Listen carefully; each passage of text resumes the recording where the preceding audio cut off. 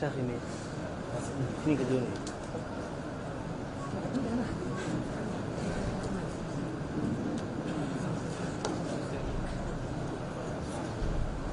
كنا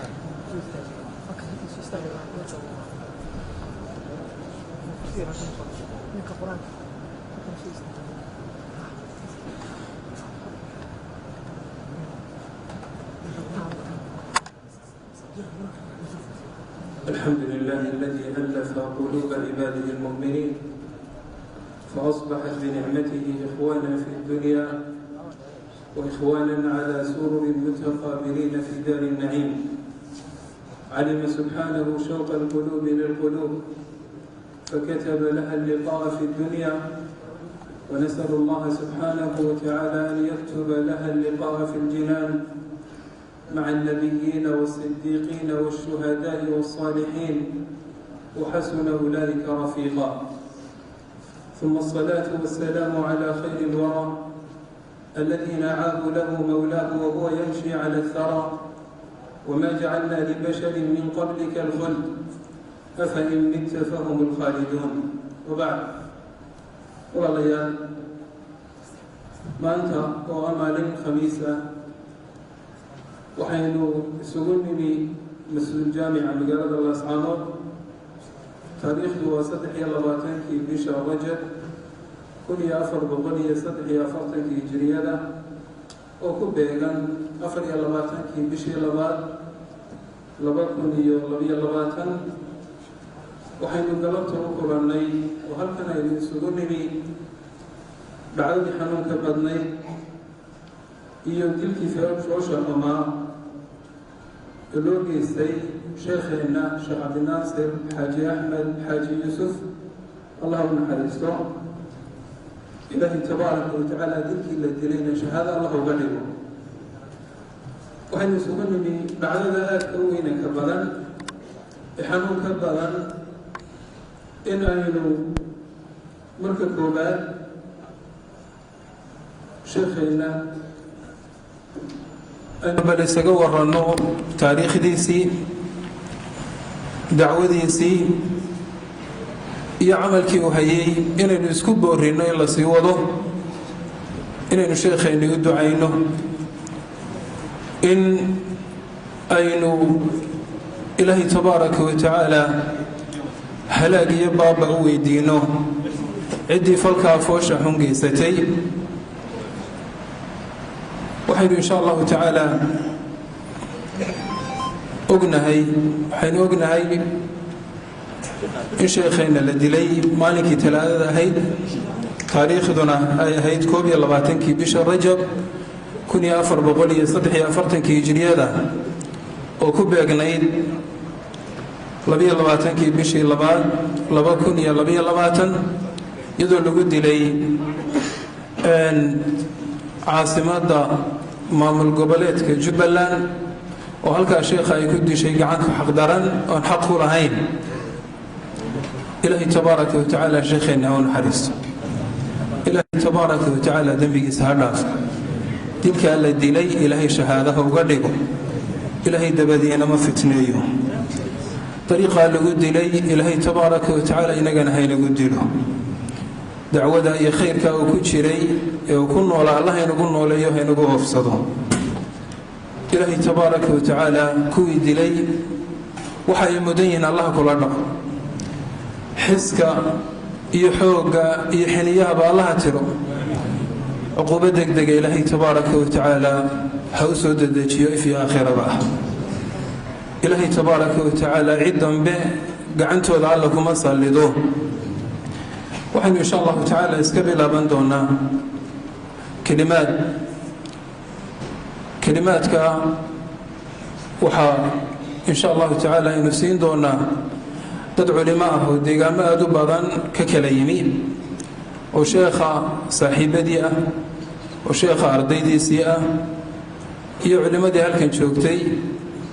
iyo dadkii halkan joogay. intaba insha allahu tacaala kelimaad baynu waxaynu ka gaadhno siin doonaa.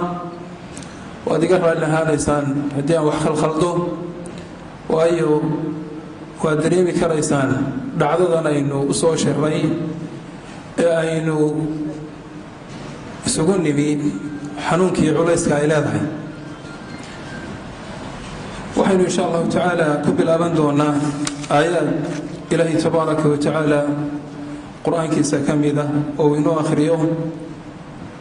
ardaydii sheekha arday ka mid ah waa cabdilweli moxamed aw faarax. soo dhowaado.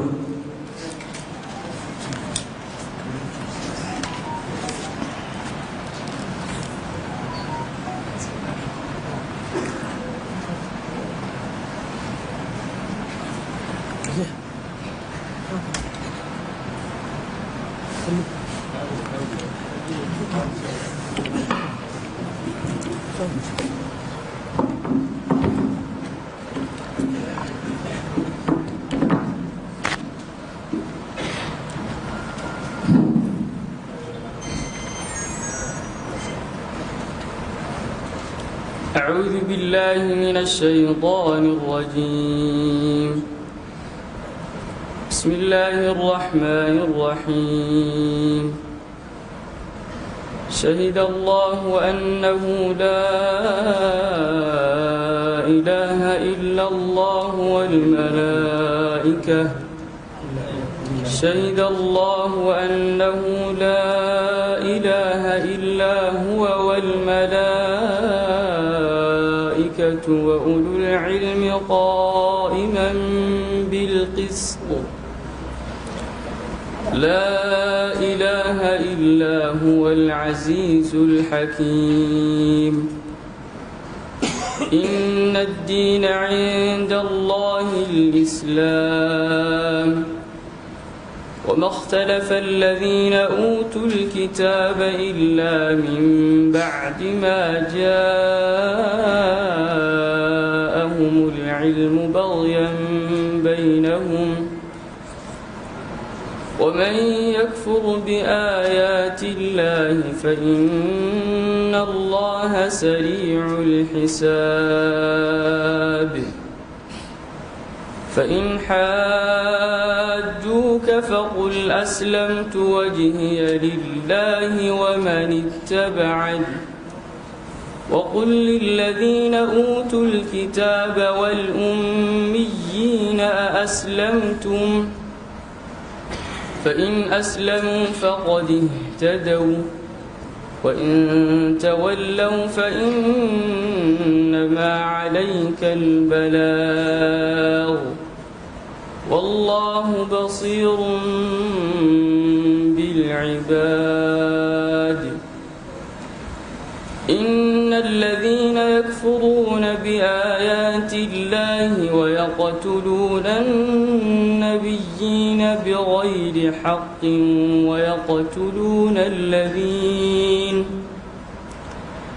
ويقتلون الذين يأمرون بالقسط من الناس فبشرهم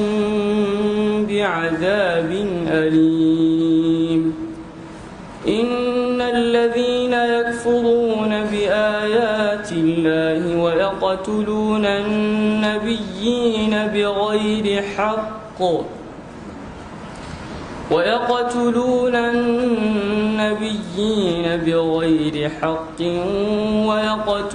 الذين يأمرون بالقسط من الناس فبشرهم بعذاب أليم. أولئك الذين حبطت أعمالهم في الدنيا والآخرة وما لهم من ناصرين. صدق الله العظيم.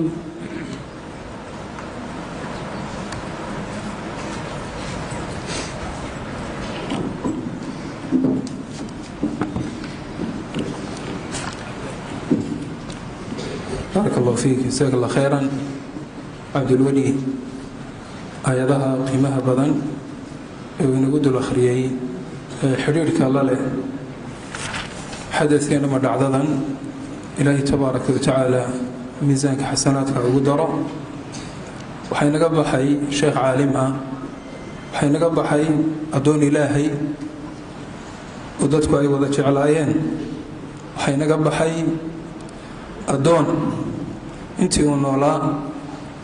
ilaahay tabaaraka wa tacaala raalligelintiisa u noolaa. waxay naga baxay addoon adduunyadani aanay qiimalo lahayn, halka uu shaqaysanayo iyo halka uu socdaa addoon ay aakhiro ahayd baa inaga baxay. waxaa inaga baxay addoon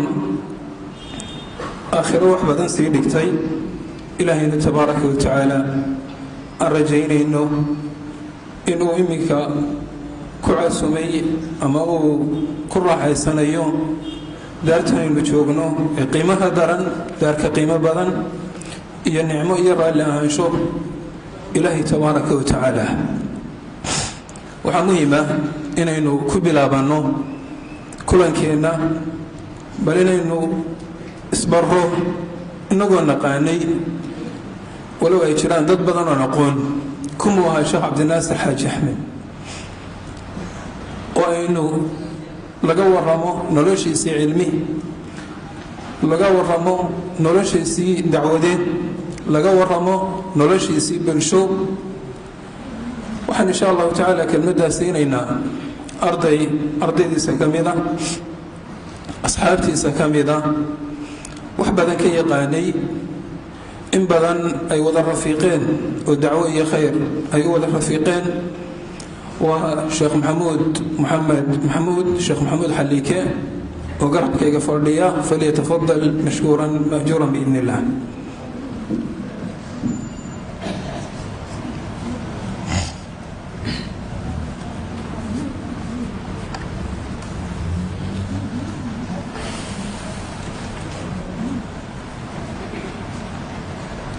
بسم الله الرحمن الرحيم.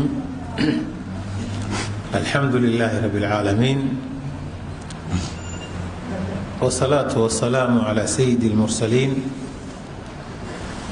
نبينا محمد بن عبد الله وعلى آله وصحبه أجمعين. ثم ما بعد، السلام عليكم ورحمة الله وبركاته.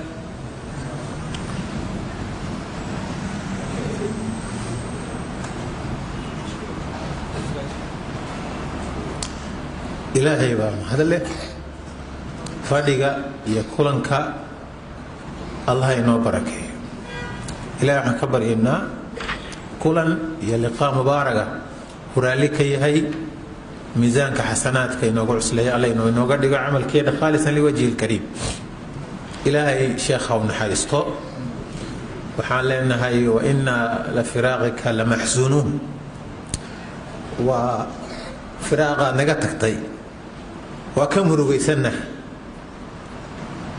laakiin wuu ka nastay adduunyada iyo dhibkeedii.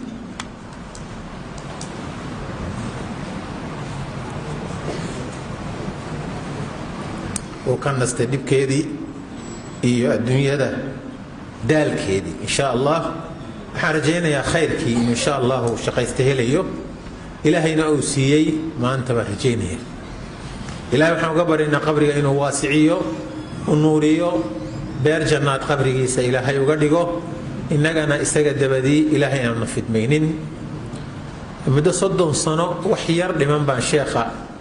aqaanay. waxaan bartay salaad subax isagoo kitaab fiqiya akhrinaya markii igu horeysay, wuxuuna dhintay oo aan geeridiisa maqlay isagoo kitaab ka soo baxay salaadii duhurka bacdi. sheekh cabdinaasir xaaji axmed, ilaahay khayr baan uga rajaynayaa subxaanahu wa tacaala. ilaahay xadiis alqudsi wuxuu ku yidhi, isagoo alle ka warramaya cidda uu la dagaalamayo, alle subxaanahu wa tacaala, man caadaa lii waliyan faqad aadantuhu bilxarbi. qofka la dagaalamo colaadiya weli awliyadeeda ka mida, waxaan ogeysiinayaa inaan xarbi iyo dagaal ku qaadayo. ilaahay qof iska celin karaana ma jiraan. marka ciddii sheekh cabdinaasir dishay, dagaalka ilaahay ha filato subxaanahu wa tacaala. sheekh cabdinaasir raximahullah raxmatan waasica, xaaji axmed xaaji yuusuf 1957 baa qoran inuu dhashay, laakiin aniga wuxuu igu yidhi 58 aakhirkiisii baan dhashay. uu sheekhu igu yidhi baadiyaha sool joogto salagalooley baadiyahaasaan ku dhashay ee u dhow meeshan iminka magaalada dee inoo noqotay ee ceegaag buu sheekhu ku dhashay, mandiqada iyo degmadaas cayn la yidhaahdo sheekha raximahullah. aabbihii xaaji axmed xaaji yuusuf reer guuraa xoola dhaqato ah bay reer ku ahaayeen oo miyiga degan. ilaa 7 wiil baa sheekha la dhashay raximahullah wa raxima waalidah. sheekhu aabbihii wuxuu nin cibaado badan oo culimmadii saalixiyada ah. wuxuu nooga warramay aabbihii inuu maalintii akhrin jiray 7 juz oo qur'aan ah, haddii reerku geedi galo iyo haddii uu negi yahayba kitaabka ilaahay subxaanahu wa tacaala ayuu sheekhu nooga warramay. sheekhu reerkoodu miyiga deegaanka reer miyiga guuraaga bay ahaayeen. usradii iyo reerkiibu dee la noolaa. waxay u soo wareegeen markii la aasaasay oo xoogaa ay jirtay magaalada Horofadhi, malcaamadii ugu horreysay oo meeshaa laga dhisay oo u aasaasay sheekh Uthman oo sheekhu dariiqihii ahaa mandiqada oo dhan. deegaankana waxaa markaa soo degay oo deganaa garaad Soofe Duraan. waxaa malcaamada loo dhiibay garaad Cabdullaahi garaad Soofe Duraan. halkaasaa sheekha malcaamada lagaga daray 15 juz oo qur-aanka kariimka ah ayuu sheekhu halkaa ku dhigtay raximahullahu raxmatan waasica wa raxima mucallimkiisii qur-aanka aad buu u jeclaa. sheekh Uthmaanna aad buu u jeclaayo noloshiisa qayb weyn ka ahaa. ilmaadeerna ay ahaayeen sheekha oo sheekh Cumar sheekh Uthmaan sheekhu tariiqaha aad garanaysaan aabihii ah. marka uu sheekhi mucallimkiisa u arko hadduu sheekhu isagoo nala fadhiya uu sheekh garaad Cabdilaahi garaad Soofe isa soo taago fadhiguu ka kici jiray. haddii la yidhaahdo magaalada hudheelkaas ku soo degayna in badan buu yidhi inakeen macallinkaygii baan soo salaamayaa u tegayaa, isagoo aan hadiyad u qaadinna kama soo noqon jirin. wuxuun baan usii qaadi jirnay marka aanu aadayno. waxaa cajaa'iba hadiyaadka usii qaadi jiray mar walba kitaab qur-aan ugu dhex dari jiray. sheekhu magaalada Burcay u soo wareegeen, halkaasuu socdaalkiisii cilmiga ahaa ka bilaabay sheekhu raximahullahu raximatan waasica. madarasadii qur-aanka iyo culuumta lagu baranayay ee masjidka saalixiyada ka furnayd buu sheekhu galay raximahullah raxmatan waasica. ilaahay nashaad iyo caqli badan iyo fariidnimo iyo firfircooni alla ku abuuray buu sheekhu lahaa. qur-aankii 15 juz halkaasuu ku dhameeyey. kadib magaalada Berbera ee xeebta ayuu sheekhu u wareegay. madarasadii uu wax ka dhigan jiray qur-aanka anagoo wada soconnaanu tagno booqannay iyadoo arday dhiganayso furantahay hadda Berbera sheekhu raximahullah raxmatan waasica. halkaasuu sheekhu 1965 ayuu tegey. halkaasuu sheekhu ku soo qaatay daraasaadkii culumta sharciyada xisaabta iyo wixii la mida. 1967 buu haddana Burco dib ugu soo noqday 2 sannadood markuu sheekhu joogay magaalada Berbera. halkaasuu waxa uu sheekhu u yimidna ahayd in laga furay macadkii Azhar taabica u ahaa madrasatul Fallaax ee masaaridu dhigi jirtay. imtixaankii buu galay, raggii ugu horreeyay ku baasay ee la qaatay buu sheekhu ka mid ahaa. icdaadigii halkaasuu ku dhammaystay ama dugsigii dhexe sheekhu raximahullahu tacaala. isagoo waxaan ku idhaahdaa uu halkaa ka galay. halkaas ayuu ka faa'iidaystay ilaa dugsigii sare uu ku dhameeyey. kadib sheekhu wuxuu ka faa'iidaysan jiray masaajidda culuumta iyo cilmiga iyo shareecada ka socda. tafsiirkan aad u jeclaa inaan barta buu yidhi. ninbaa tafsiirkaan ka dhigan jiray buu inaan aadi jiray aqalkiisa. salaada subax anaa toosin jiray markuu seexdo oo anugu masaajidkan kusoo tukada saalixiyada ka bacdi isagoo iska hurdaan kicin jiray. markaasuu warniga wiilkaaga yar nafti baad ii keentay, subaxii baa kaa seexan waayey. subax walba markay 6 ku garaaca sheekh ka cobal iskana tuko tafsiirkiina ii yara akhri. sheekhu raximahullahu tacaala culimmadii uu ka faa'iidaystay magaalada Burco xilligaa joogay fiqiga iyo xadiidka iyo luqada. ninkii qaadiga ahaa qaadi Maxmuud ayaa ka mid ahaa. waxaa ka mid ah shariifkii saalixiyada ee macruufka ah shariif maxamed sheekhu markuu dugsigiisa la dhameeyey magaaladii burco macadkii waa ka wareegay magaalada muqdisho u wareegay halkaas ayuu sheekhu wuxuu bilaabay inuu ka faa'iidaysto culumtii shareecada masaajidda ka socotay raggii uu ka faa'iidaystay waxaa ka mid ahaa sheekh maxamed mucallim mufasirkii u horreeyey ee soomaali fadhiista masaajid muqdisho ka bilaabay raximahullah raxmatan waasica sheekh maxamed nuur qawi oo dhowaan imaaraadka laga keenay nolol baan ku ogaa muqdisho haddaanu dhiman isagoo waa yeela sheekh ibraahim suuley baa ka mid ahaa sheekhu ka faa'iidaystay sheekhu kadib wuxuu bilaabay isagoo da'yar inuu ciidanka xoogga dalka soomaaliyeed ku wareego arrintuna tashi bay ahayd in bal dadka ciidanka ee jeyshka ah ee dowladda u shaqaynaya diinta iyo khayrka iyo dacwadda qayb weyn lagala qayb qaato sheekhu raximahullahu tacaala waa soo yara koobkoobaynaa raggii culimmada ahaa muddo ayuu halkaa ku jiray jeyshkii iyo ciidankii kadib 82 taqriiban ayuu sheekhu markuu arkay sida wax u socdaan ayuu ciidanka ka goostay kadibna yeman buu sheekhu u cilmi doontay halkaasuu sheekhu ka faa'iidaystay wax badan intii ka dhinayd cilmiga u baahnaa raggii uu ka faa'iidaystay culimada waxaa ka mid ah qaadi yaxya alfasiil baa ka mid aha maxamed ismaaciil alcumraani baa ka mid aha oo qudaadii yeman ka mid ah muftigii shacabka yamaneedna ahaa doctor maxamed xasan maqbuul alahdali ayaa ka mid ahaa sheekhii doctoorka cabdulwahaab addaylami ayaa ka mid ahaa sheekhu wuxuu bilaabay in nashaadaad dacawiya dabeetana uu markaa uu sameeyo markuu yeman joogay iyo juhuuddiisii wasaaraddii arrimaha diinta ee awqaafta ee yeman ee soomaaliya ku taallay soomaaliya ee yeman ku taallay ayaa mujtamacii iyo jaaliyadda soomaaliyeed loo faa'iida deegaanka la damcay imtixaan baa loo galay lambar 1 buu noqday halkaa waxaa loo qaatay inuu noqdo sheekha keliya ee soomaali jaaliyadda yeman degan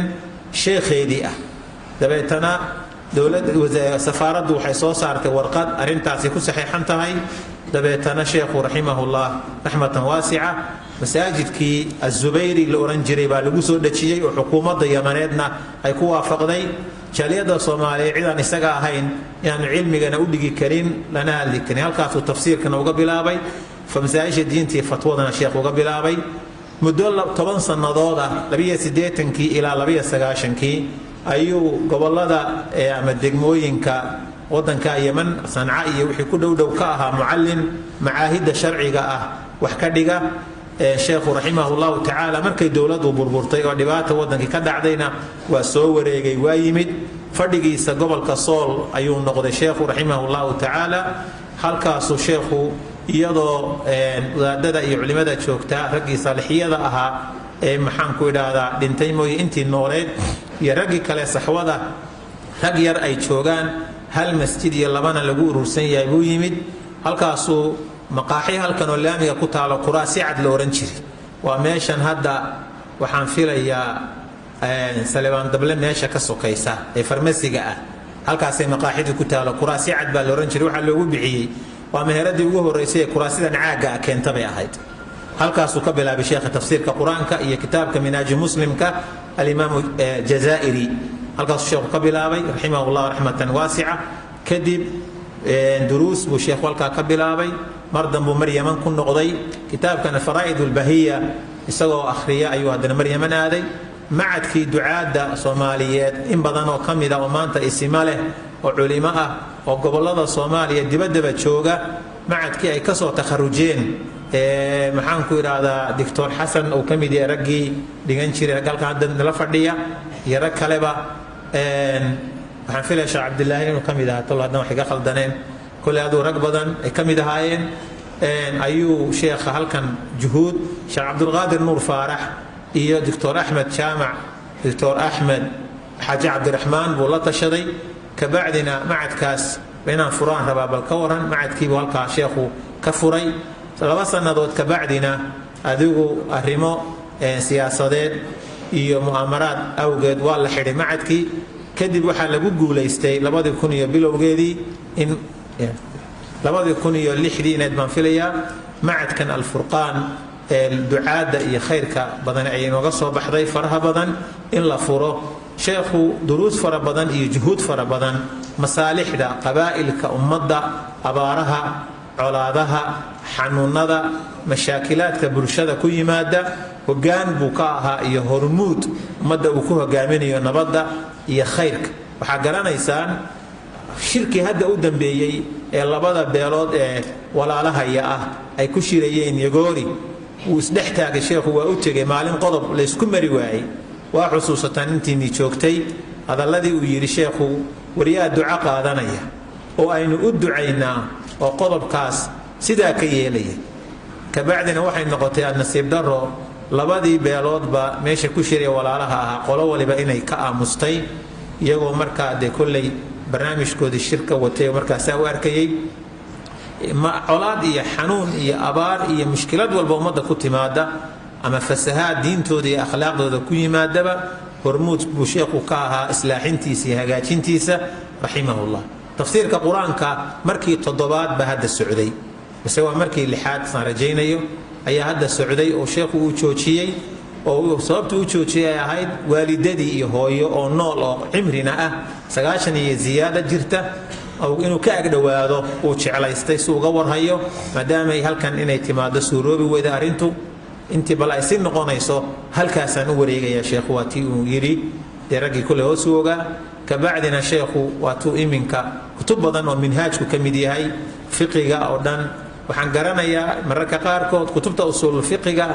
iyadoo laga waayay magaalada aan midna ka oolin hal midoo isagu haysto in inta duhurka iyo casarka u dhaxaysana aanu qoran jirnay kadibna aan kitaabka u celin jirnay min bilow ilaa dhammaad kitaabkaas al-usuul min cilmi al-usuul inaan saa ku dhammaynayba oo maxaan ku idhaahdaa hal xabo isagu haystay koobi ah oo nin dhalinyaro oo wadaado yurowi looga soo dhiibay weli ka caariyey ardayda ka mid ah ayuu sheekhu ka akhrin jiray waxaa la mid ah kitaabkii kale ee al-aqmaar al-mudiya saasoo kale kutub badan oo markaa aan oolin oo qalin iyo buug lagu qori jiray oo sidaa lagu dhameeyey tafsiirka qur-aanka axaadiista rasuulka sal alla alayh wasalam silsilad dheer oo fiqiya oo hadda waday oo meel gaadhsiiyey silsilada caqiidada oo min usuul 3 ka bilaabata ilaa uu meel sare sheekhu gaadhsiiyey juhuud fara badan ee kutub ciida ka badan muxaadaraat nadawaad duruus cilmi oo badan buu sheekhu leeyahay muasasada weyn ee inoo dhisan ee macahad al-furqaan ayaa gudoomiyaheennu khayr allah siiyey sheekh jaamic yaasin u magacaabay iyo doctorka oo insha Allah tawallin doona sheekhu waa tuu xamar aaday socodkiisii u dambeeyay xogaa indhaha ayaa xuub yar ka fuulay dabeetana dhakhtarkiiba doctor shiina ku soo maray buu hoodle wuxuu ku yiri halkan xagmar igu kaale cusbatal weynaan ka sameeyay marka waa wada hadalna wuxuu ku yiri sheekh halkaasaan rabaa inaan indhaha xuubka yar iska soo qaado aqalka aan deganahay iyo dhakhtarkuna way soo muuqdaan fursadaasaan marka ka faa'iideysanaya wallahi alhamdu waqti yar oo kooban baa labadii indhood ba loo jeexay kabacdina mudabbila ba okiyaala hadha loo qoray hadda marka kalimaadkiisa u dambeeyay okiyaala madow inuu xidhiin waad aragteen oo hadh ah oo qoraxda indhaha loo fiiqay kali aba loogu talagalay inuu xidhnaado mudabbila kabacdina sheekha nadwo ayaa loogu yeeray magaalada kismaayo ajashiisii baa qornayd rasuulku wuxuu yidhi calayhi salaatu wasalaam qof marka ajashiisu meel ay taalo muraad baa loo geliyaa meeshii buu sheekhu tegey waa ku ajalaystay halkaasaa sheekhu geeridiisii ay ka dhacday tarjamadaa kooban waa sheekha hal mar aynu nidhaahno raxmatullaahi sheekh cabdinaasir raxmatan waasica allahuma arxamhu raxmatan waasica allahuma arxamhu raxmatan waasica allahuma arxamhu raxmatan waasica اللهم نور قبره اللهم اجعل قبره روضة من رياض الجنة اللهم بارك في أهله وأولاده إلهي أولادي سي أهل كيس الله بركه إنك محمد وحوغاءات سيونو تابتي قيريدو سيحن واي وآلدو قوات كيد حافظوا حينو شيغان إن أمانت آدو فينا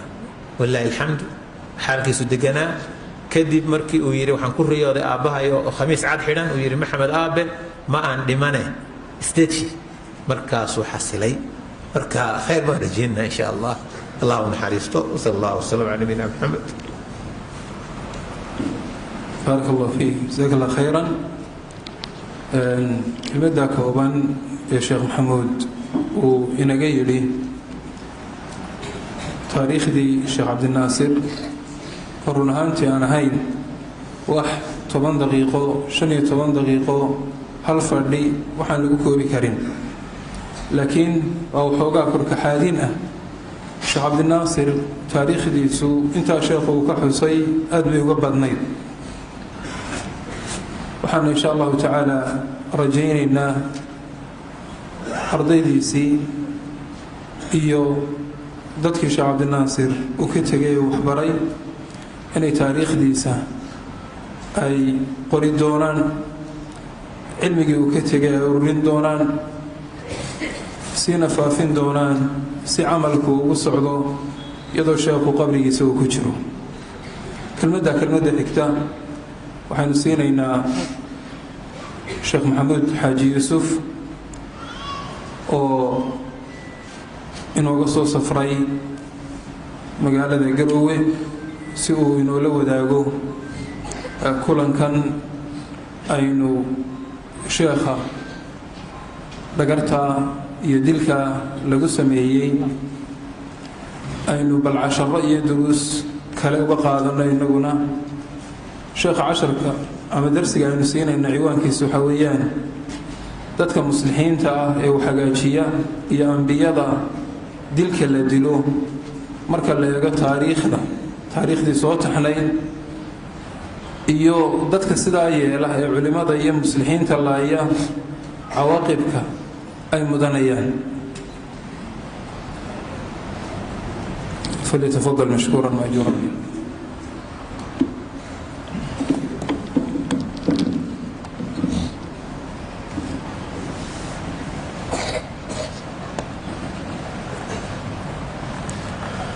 إن الحمد لله نحمده ونستعينه ونستغفره ونعوذ بالله من شرور أنفسنا ومن سيئات أعمالنا من يهده الله فلا مضل له ومن يضلل فلا هادي له وأشهد أن لا إله إلا الله وحده لا شريك له وأشهد أن محمدا عبده ورسوله اللهم صل على محمد وعلى آل محمد كما صليت على إبراهيم وعلى آل إبراهيم وبارك على محمد وعلى آل محمد كما باركت على إبراهيم وعلى آل إبراهيم إنك حميد مجيد يا أيها الذين آمنوا اتقوا الله حق تقاته ولا تموتن إلا وأنتم مسلمون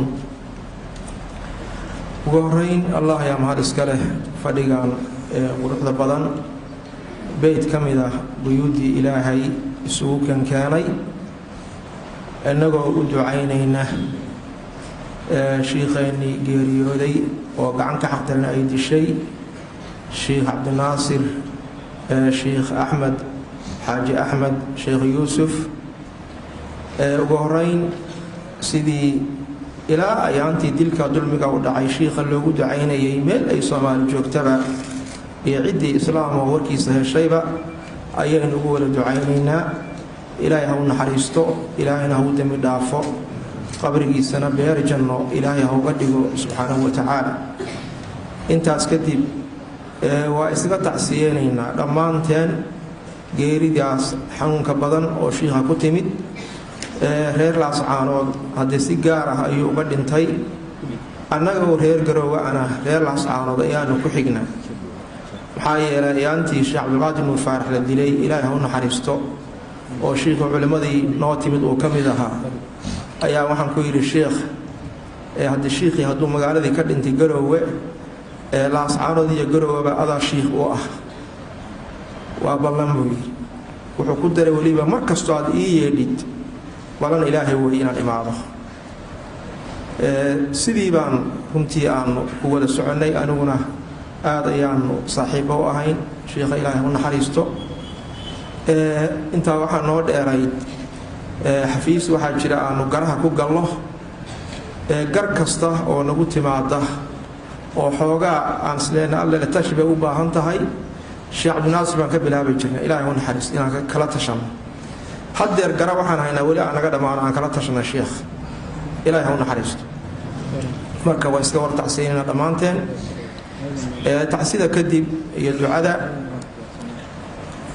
mawduuca aan rabo kalimaad kooban inaan ka dhaho oo ah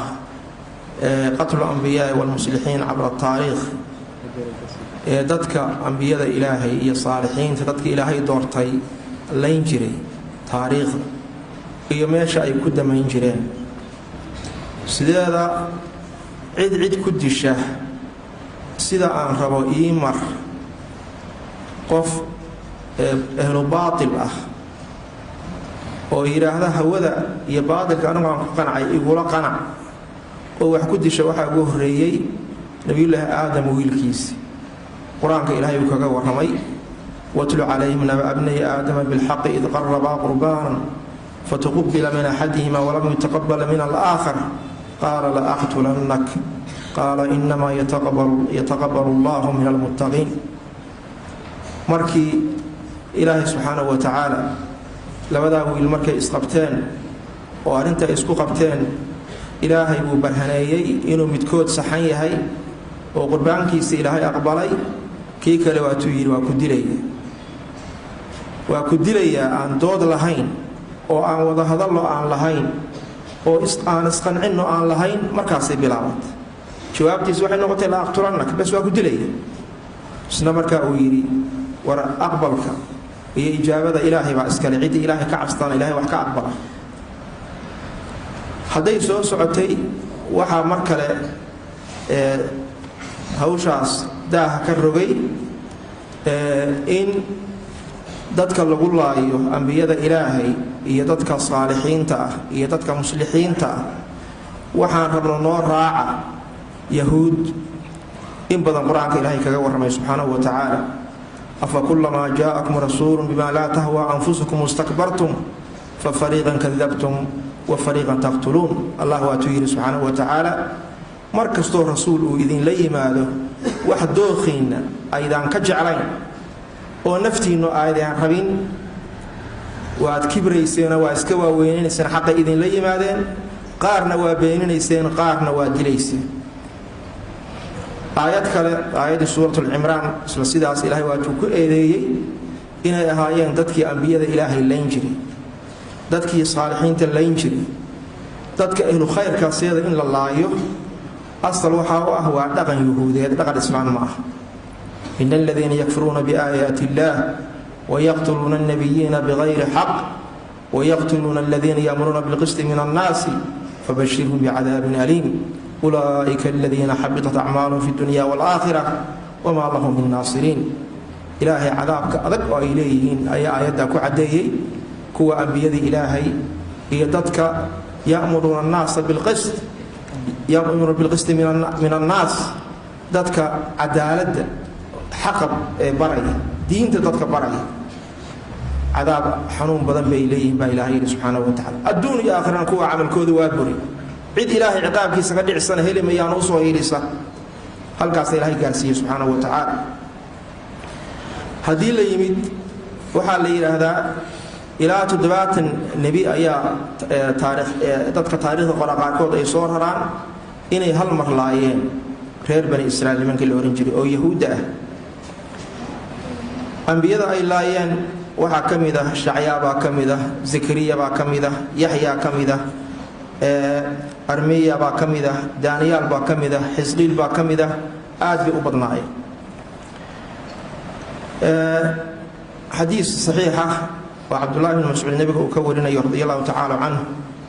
أي النبي كيد عليه الصلاة والسلام أشد الناس عذابا يوم القيامة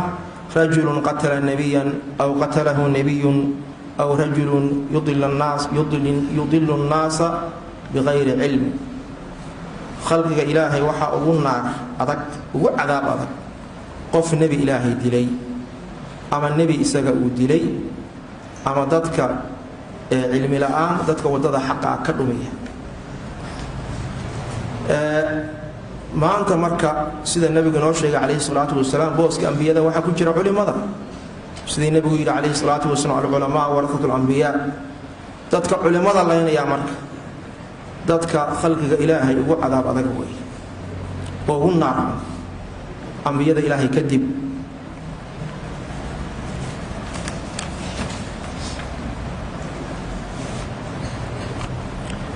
markii la yimid عهدي إسلامك ونبي الله محمد الله صلى الله عليه وسلم ضدك مسلمين تا إلا الله أيه ضدك بلابي أهل بدع يقال هاي قف ضدك أهل حقها كميدة ودين تكون توصنا marna dhaqan uma ahayn dadka muslimiinta inay laayaan. waynu ognahay Cumar ibn Khattab radiyallahu ta'ala anhu nin gaal ah ayaa dilay Uthman ibn Affan iyo Ali ibn Abi Talib radiyallahu ta'ala anhuma labadaba dad ahlu bid'a baa dilay oo Uthman hadda waa waqtiga khawaarijtu ay bilaabatay alina ninkii dilay ibn al-Muljim nin khariji yabo oo firqada khawaarijta ahay oo nabiga hore uu sii sheegay sallallahu alayhi wasallam ayuu kamid ah in badan baa nabigu ka sii digay oo waxa kamid ah ahadiis uu kaga digay yaqtuluna ahla al-islam wa yad'una ahla al-awthan waxay ka tagayaan waxay laynayaan dadka muslimiinta ah gaaladana waa deynay maanta inay gaalada laayaan iyaga waxay ka jecel yihiin dadka muslimiinta ah waliba dadka culimada ah waynu arkayn Abu Qilaba waxa laga wariyay inuu yiri ma jiro qowm bid'a mabtada'a qowm bid'atan illa istahallu fiha as-sayf qowm shay bid'a ah diinta ku soo kordhiyay oo bid'a noqday ma jiraan illa bas markaba waxa uu heliyaa sayf inay qaataan oo dadka muslimiinta ay laayaan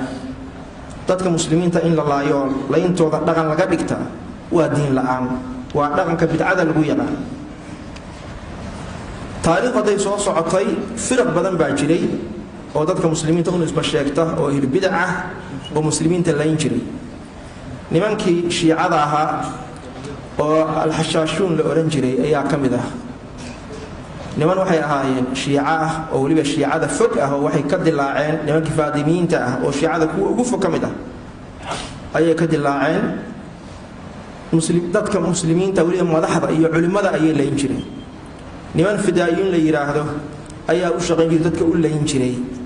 oo dhiigga qofka muslimka inay daadiyaan dadka madaxda ah iyo dadka culimada ah ayay aad uga heli jireen waxay soo qaadan jireen biro seefo aad u afbadan oo sun ay soo mariyaan masaajidkay soo galayaan halkaas ku mudayaan qofka ay ku dili jireen dadka ilaayaan waxa kamid ahaa khulafada Abbaasiyiinta al-Mustarshid baa kamid ahaa ar-Rashid boqorkii Baytul Maqdis bay dileen dad badan bay laayeen taariikh haddaan soo gudubno marka way badnaayeen firqada dhaqanka ay u ahayd dadka muslimiinta ah iyo madaxdooda iyo culimadooda inay laayaan aad u badnaayeen waa iska soo koobayna ma waqtigu kooban yahay marka la yimaado waqtigan dadka muslimiinta in la laayo culimada madaxdooda hal doorka waxay dhaqan u noqotay dadka sidii dhaqankii xumaay bidcada ah meeshii ka sii wada oo iyagu firqadii hore oo daalada ah oo ku dhisnaataan anigu raba hadaan la yeelin waa ku dilaya la aqtulannak maanta shabaab iyo daacish ayaa matalaya waynu arkaynaa meesha ay wax marinayaan qofka bini aadanka ah saddex arrimood ayaa la yiraahdaa loo tixgeliyo lagu ilaaliyo dhalasho qofka in lagu ilaaliyo ahdi iyo akhlaaq in lagu ilaaliyo war qofkaas dhalasho in lagu ilaaliyo qofkaas waxbaad wadaagtaan ilaali qofku inuu dadku isku ilaaliyo akhlaaq ahaan war qofka bilimageyda way ahdi iyo ballan buu leeyahay waa lama taabtaan waa la isku ilaaliyo labadaas ilaahay wuxuu ku sifeeyay gaaladu inaysan muuminiinta u ilaalinay laa yarquuna fi mu'minin illa wala dhimma ahdina ma yaqaanin qaraabana ma yaqaanin midna u tixgelin maayo waxa kale la isku ilaaliyaa iimaanka iyo diinta iyadana cid ku ilaalin maya oo dadka ilo tawxiidka ah iyo culimada ah dadka diinta barayay ayaba ugu hormaray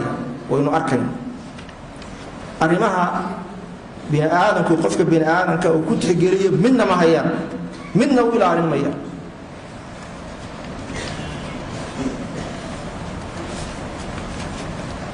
asbaabta keentay inay culimada laayaan maxay tahay waynu ognahay culimo badan bay laayeen Sheikh Abdul Nasir Ilaahay oo naxariistay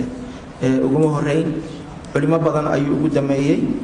koow waxa weeye waxay rabaan iskaatu sawtil haq culimadu waa dadka fahmi kara inay yihiin dadkaan dad ahlu baatil ah inay yihiin munxarifiin aqeedatan wa amalan dad ilaahay kitaabkiisa iyo sunnadii nabiga calayhi salaatu wasalaam ku dhaqankoodii ku xadgudbay oo ka tegay inay yihiin dadka ugu fog inay yihiin ilaahay diintiisa oo lagu dhaqmo dadka garan karaa waa culimmada dadka u caddayn karo oran kara war dadka ha laga digtoonaado waa firaqdii daalladahay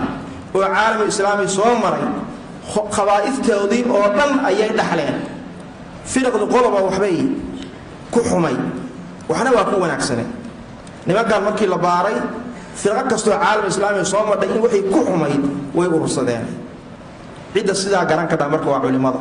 codka inay aamusiyaan waa rabaa midda labaad ee culimmadu u leenayaanna waxaa weeye dee culimmadu dadkiibay wax baraya shareecadii bay dadkii baraya dadkiina shareecada iyo diinta hadday bartaan qur-aanka iyo xadiiska nebiga hadday fahmaan calayhi salaatu wasalaam waa ka hor imaanaya waxay wadaan nimankaani waa diidaya xujadii bay kaga hor imaanaya waa ka adkaanaya culimmada waynu ognahay maanta xilka ay caalamka ka hayaan iyo soomaaliyaba oo iyagu aysan waxba ka hayn hadday tahay mujtamaca oo ilaahay diintiisii la barayo iyo shareecada culumta la faafinayo hadday tahay caqaa'idka faasidka iyo bidacda lala dagaalamayo maanta waynu ognahay bidacii baa faraha ka batay ilaa shakiyaad baa jira ilxaadkii baa dib u soo noqday oo waagii hore waddamo dibadeed buu inuu ka imaan jiray dhallinyaradeenii iyo wiilasheennii iyo gabdhaheennii baraha bulshada waxaa ku jira dadku in badan waa ka warhaya ayaa ilxaadqa diin la'aan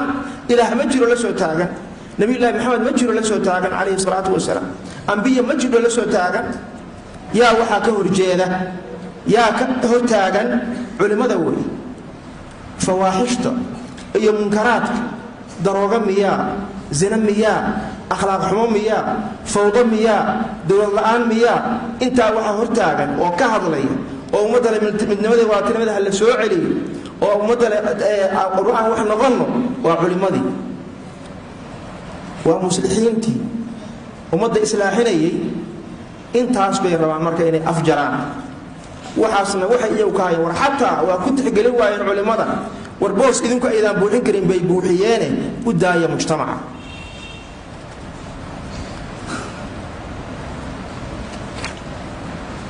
haddaan u gudbo masiirkooda muxuu noqonayaa dadkaas muxuuse ahaan jira dadka iyaga la mid aha meeshay mareen ayay marayaan ma sii jirin horta ma dabar go-aan oo waxa la ahlu beecdu ilaa qiyaami way jirayaan mar bay soo baxayaan markaa waa la jaraya waa la baabi'inaya nimanka hadda ee xashaashiinta ah nimankii gaalada ahaayo tataarka ahaa baa ilaahay ku salladay oo cagta mariyey markii dambana muslimiintii baa u dabartiray way baabi'een khawaarij nimankii la ohan jiray waynu ka warhaynaa cali bn abi aalib radi allahu tacaala canhu ayaa cagta mariyey raad ha ka haro oo raadku baabi'i maayo marka ilaahay subxana wa tacala sunnadiisa waxaa ka mid ahaa ilaah inuu cid ku sallado ama gaalaha hataa muslimiin ha aatee cid cagta marisoo baabi'isa ilaah inuu ku sallado iyagana waa ku salladay midda labaad tamkiin ilaahay siin mayo in badan waxay dadka u laynayaan waddanka aad xukunteen ilaahay tamkiin siin mayo ha ka yaabina waa taariikh hormaysa qur-aanka ilaah inuu kusii sheegay markii allah uu ku yidhi nabiyullahi ibraahim innii jaaciluka linnaasi imaaman oo uu yidhi qaala wa min durriyatii ilaahay muxuu yidhi qaala laa yanaalu cahdi aalimiin qof daalim ah ummadda muslimiinta ah ilaahay makanin mayo subxaana wa tacaala oo weliba diin sheeganaya isagoo daalim ah oo ummaddii saa u laayay war waad arkaysaan soomaali meelay joogtaba shanta qaaroo shiikha ardadiisi baa joogta dilka ay dileen qalbigoodii bay taabatay dareenkaa ma leh maanta malaascaanood baa ka yeelaysa intayda inay yidhahdaan waa xukumayna ninkii sheekh cabdinaasir dilay iyo kii u diray saasay rabaan ayay ku fikiraya wallahi inaysan dhacayn ilaahay ma makaninayo horaa ilahay inuu ku sheegay waa daalimiin weligood xukun gaari mayaan waqtigii nihaayadooduna waa dhowda waa baaba'ayaan insha allahu tacaala nihaayadoodu ibaada iyo zawaal bay ku damaynaysa maxaa inoo eg waan ku khatimayaa waxaa inoo eg wixii culimmada lagu laayay oo ay kula coloobeen meeshii inaan ka sii wadno culimmadii inaan la tebin ayaanta sheekh cabdulqaadir la diri ilaahay u naxariisto jaamacadaha iyo iskuullada garowe ayaa kulamo waaweyn loo qabtay waxaa halkudhig noqotay kullunaa sheekh cabdulqaadir gabdhihii iyo wiilashii maantana waxaynu leenahay kullunaa sheekh cabdinaasir dibad iyo gudaba mowqifkii shiikha ay kula dagaalameen ayaan taagana waxaanu caddaynaa mujtamaca soomaaliyeed meel kastoo ay joogaan nimankaasi waa ahlu baatil waa munxarifiin caqiidatan wa camalan diin islaam ma hayaan iyaguna ku dhaqmayaan waynu arkaynaa waxay samaynayaan iskuma xukumaan iyagu shareecada islaamka waxaad aragtid bay samaynayaan waa diinlaawayaal waa mujrimiin waad aragtaa waxay samaynayaan yaan lagu kadsoomin yaan lagu biirin dhallinyarada ay khaldeen intay goorigoor tahay oo ay fursada haystaan ha ka soo baxeen ilaahay ha u noqdeen subxaanahu wa tacaala waa in qof kastoo ina ka mida kan jaamacadda jooga midka iskuulka dhigaya dugsiga midka dhigaya qof kasta meeshu jooga waa xaq saaran inuu maanta u caddayo yidhaahdo war shabaab iyo daacish dad ahlu baatila weeye iska ilaali ka fogow kelimadaas inaan ku noolaanno kuna dhimanaa laynaka rabaa dhammaantii ma aha culimmada mowqifka caddayntiisa keligood in lagu hadlayo culimmada keligood inay meel ka helaan ma aha xaq ma aha intaan aamusno inteena kale iyaguna inay yidhahdaan alla maanta hebel baa hortaagan hebel isdhaafiya bes kulli haddii la wada odhan lahaa war shabaab ahlu baatil wey waa dembiilayaal diinta ilaahay bay ku tunteen shareecadii waxba kama hayaan cidna ma aadeen laakiin inay culimmada gaar u fiirsadaan waxaa keenaya waxay isleeyihiin intaan keliya idin fahmayso oo xaqa caddaynaysa daaqadda ka saara allahu mustacaan ilahay waxaan ka baryaynaa mar kale shiikheenna ilahay inuu u naxariisto bedel khayr qabana ilaahay inuu ina siiyo ehelkiisii iyo xigtadiisii iyo dhammaanteen nimankaasna sidii horay loo yidhi ilaahay waxaan ka baryaynaa cid damme say u dileen sheekh cabdinaasir cid damme ilaahay inuusan makinin inay dilaan ilaahay ha qabto ilaahay ha ibaaday nabiyullaahi maxamed xadiista waxaa ka mid ahaa la aqtulannahum qatla caad haddaan soo gaaro kuwaas sidii caad loo baabi'iyaan u baabi'in lahaa ilaahay sidii caad reer caad iyo reer hamuud iyo fircoon iyo ummadihii la baabi'iyey loo baabi'iyey ilaahay u baabi'iyo subxaanahu wa tacaala ducadana ilaahay waa aqbalaya sala allahu calaa muxamedin wacala aalihi wasaxbi ajmaciin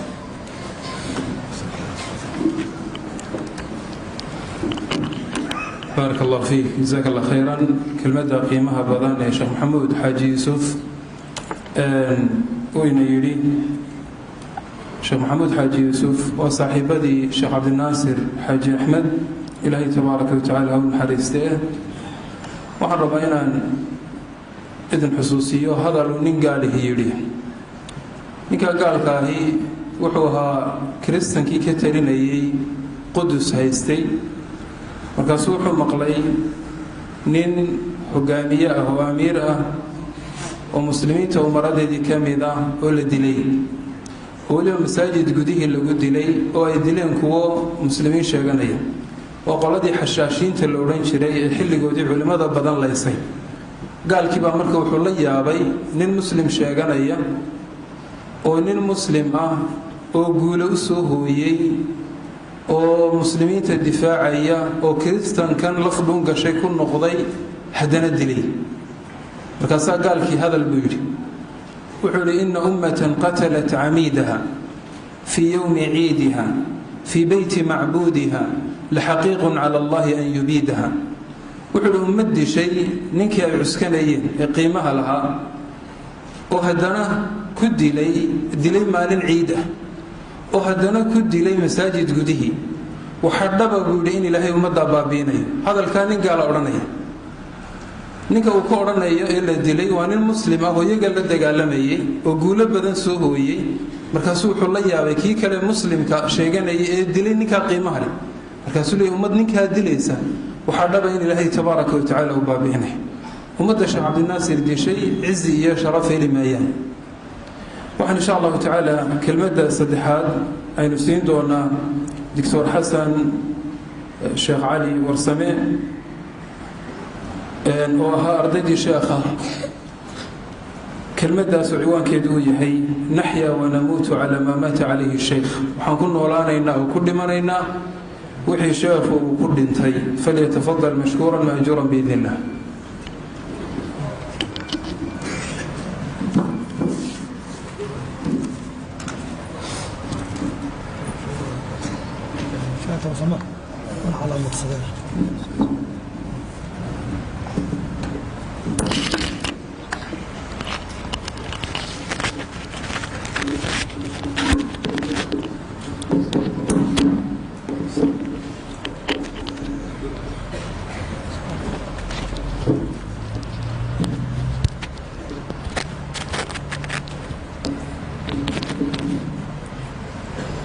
الحمد لله رب العالمين وأصلي وأسلم على من بعثه الله رحمة للعالمين وحجة على الخلق أجمعين صلوات ربي وسلامه عليه وعلى آله وأصحابه ومن تبعهم بإحسان إلى يوم الدين وسلم تسليما كثيرا. أما بعد مراد مقامك يقولي شيخيني شيخ عبد الناصر لجوجو oo walibana markii ugu horeysay la sacaanoona aanu nimaadno oo ah bidooni sheekh cabdinaasir xanuunka iyo dareenka ay leedahay baa wax badan aanu sheegi lahaynay loo siinay hadalkii aanu isku toosin lahayna kala daadinaya oo qalbigu aad u murugaysan yahay cibaaraadkuna ay kala daadanayaan laakiin min baab sadidu wa qaaribu ayaan jecelahay insha allahu tacaala kelmaddaas ku saabsan in lagu sugnaado waddadii shiikhu hayay an namuuta calaa maa maata calayh wa naciisha limaa caasha calayh ayaynu doonaynaa insha allahu tacaala inaynu wax iska xasuusino. shiikha waxaan filayaa markhaatina aan u ah inuu soo gudagelaya xadiidkii nabiga calayhi salaatu wassalaam لا يزال الله يغرس في هذا الدين غرسا يستعملهم في طاعته. إلهي كزول مايو انت الدنيا ذني أي جرتو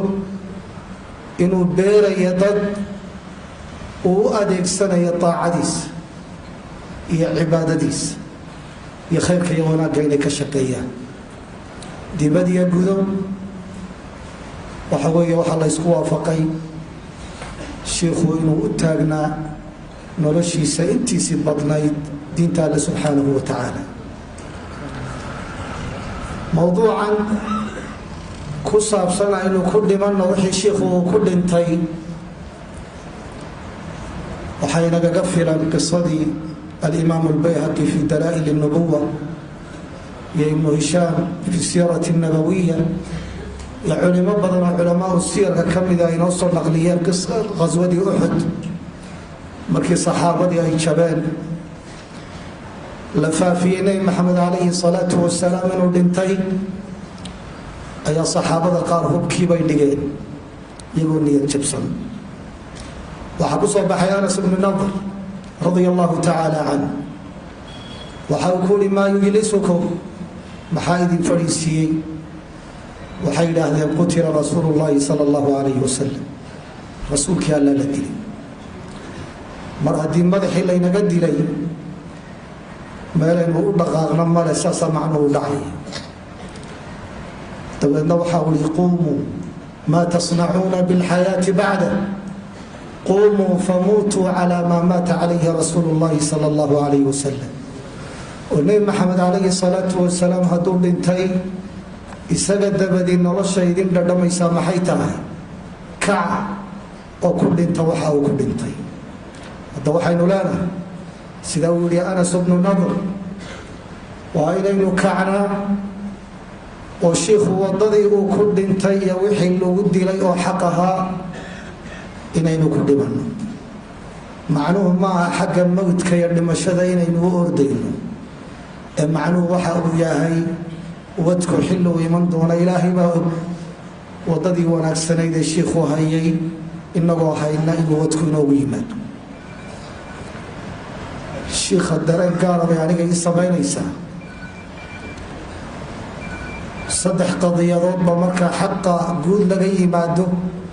ee culimmadeennu inagu leeyihiin, culimmadeenna soomaaliyeed gaar ahaan inagu leeyihiin 3 xaqoo gaaraba shiikha u haya oo keenaya maanta laga bilaabo iyo inta aan noolahay inaan fadligiisa iyo khayrkiisa iyo wanaaggiisa ku daydo dadkana gaadhsiiyo insha allahu tacaala. qodob waxa uu yahay anigoo dhowr bilood cimrigaygu yahay waxaan u malaynayo hooyadayna ay dhabtaygu sido oo aabbana uu ka soo guuray sacuudiga burcana uu soo degay darsi tafsiirana uu ka bilaabay dowladduna ay aada u xoog badnayd oo aabba uu ku talagalay darsiga inuu joojiyo markii loo sheegay jawaasiis badan iyo sirdoon badan inay dhagaysanayaan ayaa shiikhu u soo gurmaday xidigihiisii iyo taytalladiisii intuu soo qaatay buu soo ag fadhiistay aabba wuxuu ihi maalinkii baa nafisay oo si raaxala tafsiirka u dhigay basaasiintiina mid waliba kabihiisa intuu ka qaatay aanu dib u soo noqon mar haddii meesha xidigihii laysugu faanay ay yimaadeen hiilin uu u hiiliyey xilligaas alwaalid xafidahu allahu tacaala waa xaq gaaroo yuu leeyahay xaqa labaad waxay ahayd 1994kii oo aan halkan u imi cilmi doon ilaa Kismaayo ilaa Baydhaba ilaa Boosaaso ilaa Boorame inta ka dhaxaysa la isaga yimi oo magaalo walba arday ama laba arday laga soo xulay ayaa waxaan nasiib u helay ardaydii burca ka timi inaan ka mid noqdo aabbana saaxiibbay ahaayeen si gaara ugu soo ballamiyey waxaan xasuustaa shiikhu siduu iila socday maalmaha ka mid aanoo meel wax ku qaybayo ila soo fadhiistay waa sheekhulbeledkii howlo badan ummadda u hayay waa maamulihii macadka waa shiikhii duruusta badan dhigayay 12 jir baan ahaa wuxuu ihi duruustii ma fahantayo ma la qabsato ma la haysataa waxaan ku ihi shiikh bal kitaabkaan haya e duruustii intaan meel ku soo xidhay baan ina maalig baan qaybaya 200 bayd baan sii marinayaa baan ku ihi dib dambe ima weydiin waxay odhan jiray ina maaligii xaggaad marinaysa mar saddexaad markii aan soo qalin jabiyey 2013kii ee dalka aan imi 2 bilood anoo aan joogin ayuu si gaara intuu ila soo hadlay uu iga codsaday magaaladii aan shalay ardayga ka ahaa maanta anoo shiikhayna igu soo dhaweeyo oo hadday macaahideeda tahay hadday jaamacaddeeda tahay hadday xalaqaadka masaajidka tahay waxa weeye igu garab istaagay waxaan la soo koobayn ayaa keenaya shiikha insha allahu tacaala in xaqiisa la siiyo mawduucan waxaan ku soo koobaya dhowr qodob qodobka koowaad waxa uu yahay Allah subhanahu wa ta'ala waxa uu yaa ayuha alladhina aamanu ittaqullaha haqqa tuqatihi wa la tamutunna illa wa antum muslimun ilaahay baa ina faraya inaynu islaamkii xaqaha ku dhimanno wadadii nabi maxamed alayhi salaatu wasalaam inaynu ku dhimanno Allah subhanahu wa ta'ala waa ina faray laakiin mar walba waxa loo baahan yahay qudwaat iyo namaadij lagu daydo oo taargadiyo laga dhigto oo haddii maanta saxaabadii iyo dadkii hore laga sheekeeyo waxa laga yaabaa in la yidhaahdo kuwaasi waayo gaara iyo duruufo gaara bay noolaayeen laakiin shiikh inala mida inala duruufa waayaha ku xeeran innagana ay nagu xeeran tahay oo inala xilliya inaynu ku dayano dad badan baa wax ku qaadanaya waxaan jeclaystay siirada shiikhee badda ah ee aadka u ballaaran qodobaan isleeyahay aad baad ugu baahantihiin ka culimo ahaan ka ducada ahaan ka arday ahaan ka muslimiin ahaan guud ahaan inaan insha allahu tacaala si gaara u tilmaamo ka qodob ahaan u tilmaamo qodobka koowaad waxa uu yahay waxaa inoo ballana inaynu ku dhimanno istiqaamadii iyo toosnaantii shiikha aynu ku barannay iyo cibaadadii iyo daacooyinkii uu ku dadaalayay iyo xidhiidhkii wanaagsanaa ee alle subxaanahu wa tacaala uu la lahaa oo iyada uu u soo toosayey iyada uu ku seexanayay iyada uu u safrayey iyada waxa weeye uu u dhintay iyada uu u noolaa hamigiisa iyo fikirkiisa ay ahayd istiqaamada noocaasa ayaa waxa weeye inoo ballana inaynu ku dadaalno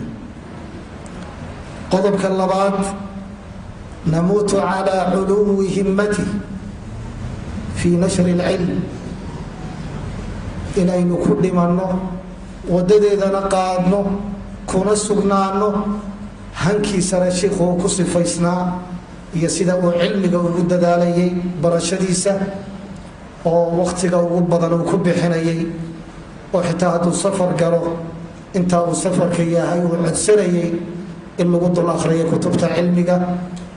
wakhtigiisa uu ku buuxiyey inuu cilmi faa'iidaysto maruu wax dhigayo maruu wax daalacanayo maruu kelimaad jeedinayo maruu talinayo oo noloshiisuba ay ahayd mixwarkeedu udubdhaxaadkeedu cilmiga ay ahayd taana waxaa keenaya hanka sare shiikhu uu ku sifaysnaa hadday tahay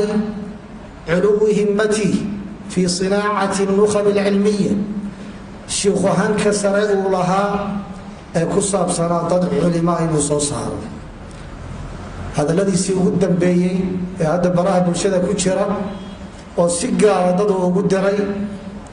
wuxuu ku taamayay shiikhu waxaanuu qabtay wax ka sii waxa weeye badan oo ah in culimo la soo saaro waana qadiyad uu u noolaa aadna uu ugu dadaalayay mar walbana uu ku taamayey hankaa isagoo xambaarsanna waa la dhintay wax badanna waa ka qabtay waxaa caana shiikhu ardayda markuu wax u dhigayo ardayba ardayga uu ka dadaalka badan yahay inuu si gaara u daryeelo oo uu la socdo oo uu la taliyo ardaygu markuu soo baxana inuu ricaayo ku sameeyo waxyaabaha aadka ii soo jiita waxaa ka mid a shiikhu markuu mawaadiicda qaar ka hadlayo isagoo cilmigeeda iyo baxigeeda iyo kutubteeda iyo waxeedaba diyaarsaday marka mowduuc laga codsado inuu odhanayay shiikh hebellahagala qayb galo shiikha kala qaybgalayana uu u sii sheegayo waxyaabaha uu u baahan yahay waxaan xasuustaa maruu mawduucigala soo hadlay uu igu uhi mawduucaasa la doonayaa inaan ka hadlo waxaan doonayaa inaad igala qayb gasho waayahay baan ku uhi shiikh walow aad adigu ku filan tahay maya wuxuu ihi waynu u dadbadsanaynaa safar baa la gelayay habeenkii markaan seexday waagii wuxuu igu baryay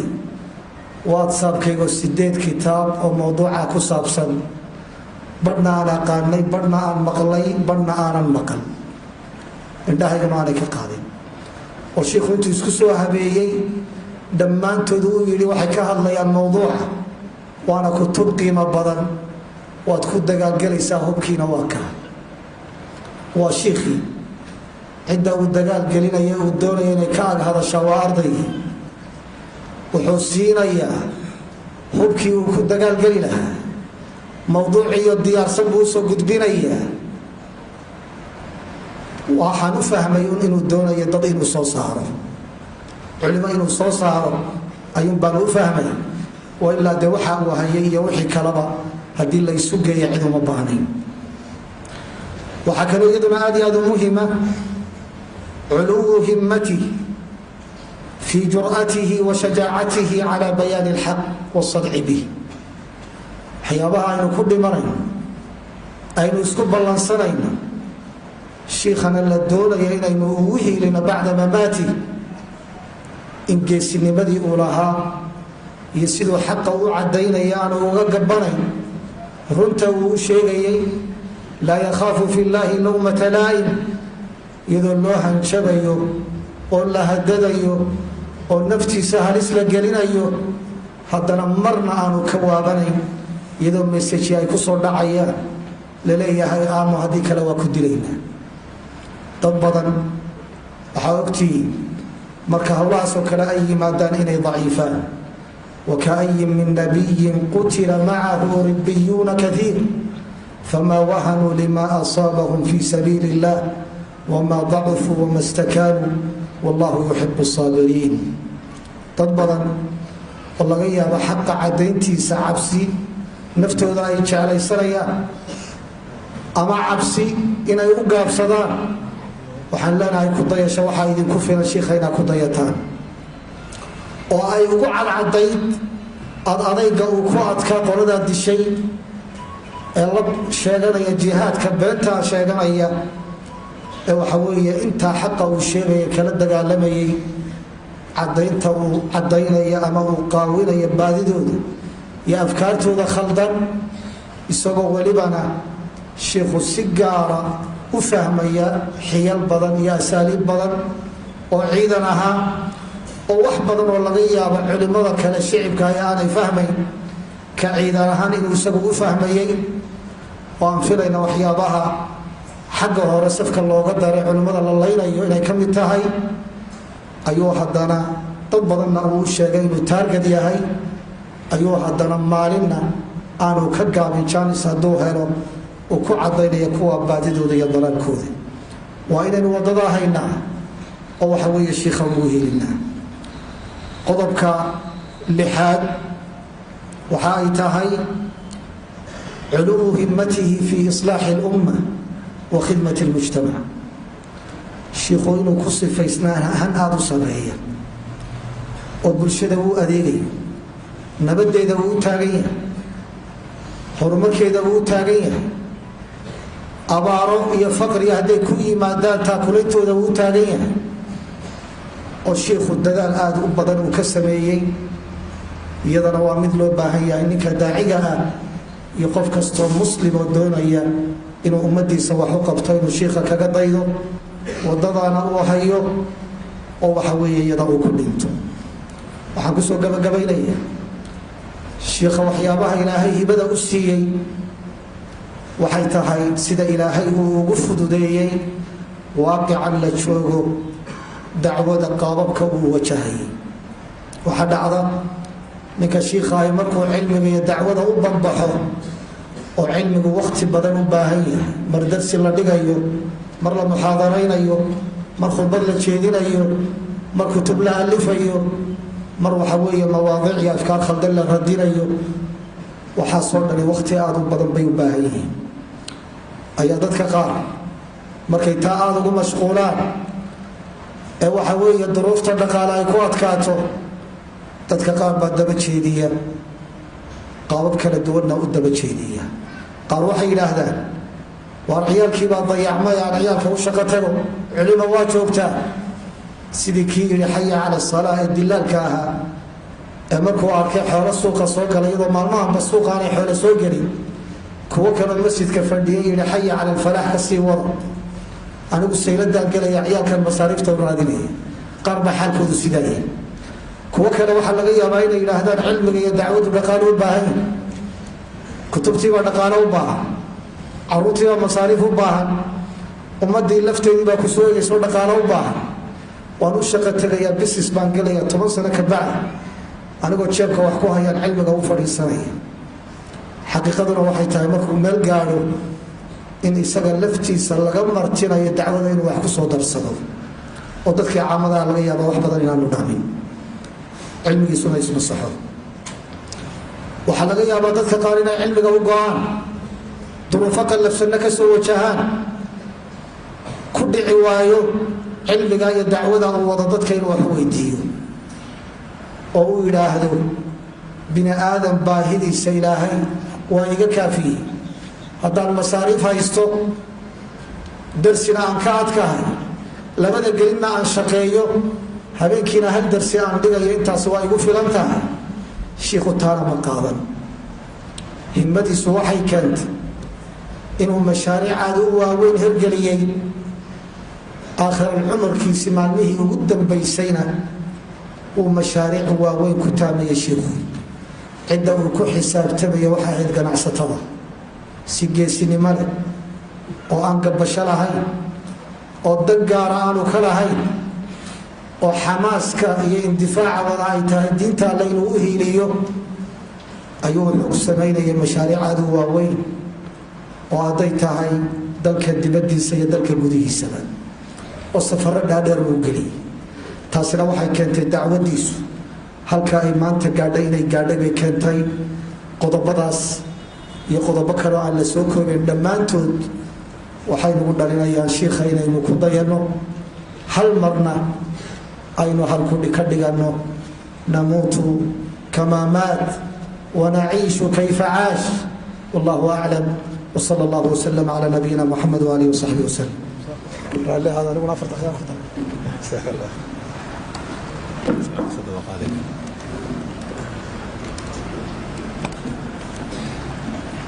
بارك الله فيك، جزاك الله خيرا دكتور فضيلة الشيخ الدكتور حسن بن الشيخ علي ورسمي. كلمة قيمها بدن bilowgeedii uu ku bilowday waxaan ku dhimanaynaa wixii sheekhu uu ku dhintay kuna gebagabeeyey isla kelmadda. waxaanu insha allahu tacaala kelimaad siin doonaa culimo fara badan oo marti ah. waxaynuna jecelnaha insha allahu tacaala ciddii kelmadda la siiyo inay soo koobto maadaama wakhtigu uu kooban yahay, salaaddii maqhribna ayna hayso. waxaan siin doonaa kelmadda xigta sheekh cumar, sheekh cuثmaan, sheekha saalixiyada oo sheekh cabdinaasirna waalid uu ahaa, ardaydiisana ka mid ahaa. wakhtiga insha allahu tacaala aan siinayna culimada dambe waa 4 daqiiqo. falyatafadal mashkuuran maajuuran biidn illah.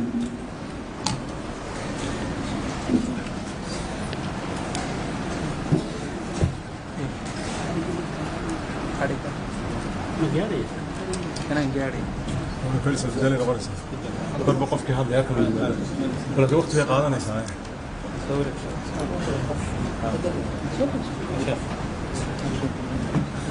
ضرب قفك هذا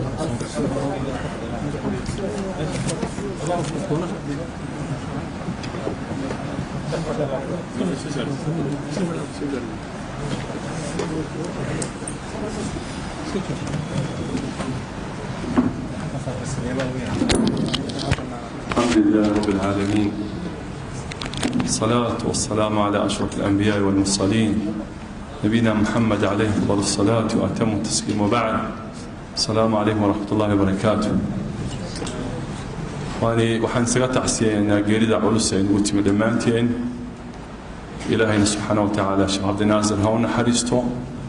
ilaahay dembigiisa ha dhaafo, ilaahay qabriga ha u nuuriyo, ilaahay dhammaanteenna samir iyo iimaan haynaga siiyo, amwaadeennii oo dhanna allah u naxariisto. runtii munaasabadan sheekh cabdinaasir lagaga sheekaynayo waxaan uun in yar ka taabanaya kooban arrimo yaryar. kow, xaaji axmed xaaji yuusuf aabihii raxmatullaahi calayhi oo la sheegay yaa waxaan ka taabanayaa 2 qodob. wuxuu ahaa dadka wardiga badan. waxa ay ii sheegeen walaaladeedii iga waaweyneed marka uu hurdo xataa inuu wardiyi jiray. sida uu u wardiyayo markuu soo jeedo ee dikriga ilaahay carabka ugu hayo ayaa markuu seexdana wardin jiray. markaasaa niman ila xamanayo aqraan la sheekh cabdinaasir baa waxay yidhaahdeen aabbihii uu ka cilmi badan yahay kama cibaado badan, cibaadadiisana gaari maayo. waxyaalaha kale ee xaaji axmed lagaga sheego waxaa ka mid ah qur-aankiisa wardiga ah markuu akhrisanayo 7 juz. mararka qaarkood waxaa dhici jirtay isagoo reerku hayaamayo geedyahay tuu iskaga hadho oo barbar geed hoostiis ka fadhiisto inuu qur-aankiisa iska akhristo ilaa uu qur-aanka dhammeeyana aanu reerka raaci jirin. meesha ay degaan unbaa loo sheegi jiray, halkaas ugu iman jiray. marka inamadiisii iyo reerkii baa wado oo dee ka shaqaynaya oo reerku ma dayacna, laakiin wuxuu ku dadaalay inaan dikrigiisu baaqanin. qodobkaas waxaan kale ku darayaa qodobaan maantana ka sheekaynayo ahaa sheekh cabdinaasir markuu waxbarayay wuxuu kala ballamay aabbaha sheekh cusmaan sheekh cumar oo yidhi inankaas ogow. markaasi markuu dhintay kadib ayaa iyadoo abaartii dhacday 1974 dabadheer ayaa la yidhi war maanta abaar baa dhacdo waxbarasha iyo waxaasi ma jiraan, xoolaha iyo dee in la badbaadiyo ayaa laga fakerayaa, iska daa waxaas. dabeedna waalidkay raxmatullahi calayhi baa manaam wuxuu ku arkay xaaji axmed xaaji yuusuf oo markaasuu wiilkaan kaaga tegay meegi. markaasuu intuu lacag u diray buu ka soo kaxeeyey miyigii oo magaalo hawdka ku taalla cumbaal la yidhaahdo ayuu ka soo kaxeeyey. markaasuu waxbarashadii markaas sida tacalluqa ugu jiro tacalluqii ka dhaxeeyey sheekh cusmaan iyo xaaji axmed ayaan ka tilmaamaya. waxaa kaloo jiray xaaji axmed sida laga sheegay saalixiyadu waxay yidhaahdeen mustajaab dacwu ahaa qof dacwadiisa ilaahay ajiibo aanu celin baa kamid ahaa waxa uu ku yidhaahdana way dhici jirtay sheekh cusmaan baan ka maqlay sheekh cumar sheekh cali abi yuusuf baan ka maqlay wuxuu yidhi geed goba oo gurigayga buuhooda ka hor yaalla ayaa xaaji axmed muday markaas cimrigaaga alla gaabi geedku in badan buu jiro wuu gaabnaan jiray oo ma korin markaasaa sheekh cali bar dhaweyd wuxuu odhan jiray kori maayo oo xaaji axmed baa habaaray geedkaas waxyaalaha ku xusuustay bay ka mid halkaa haddaan xaaji axmed ku dhaafo sheekh cabdinaasir raxmatullaahi calayhi muddada uu dacwada waday waxay ka gaadhaysaa 45 sannadood haddaanay ka badnayn sababtoo ah intii burburka ahayd ee ama laascaanood uu joogay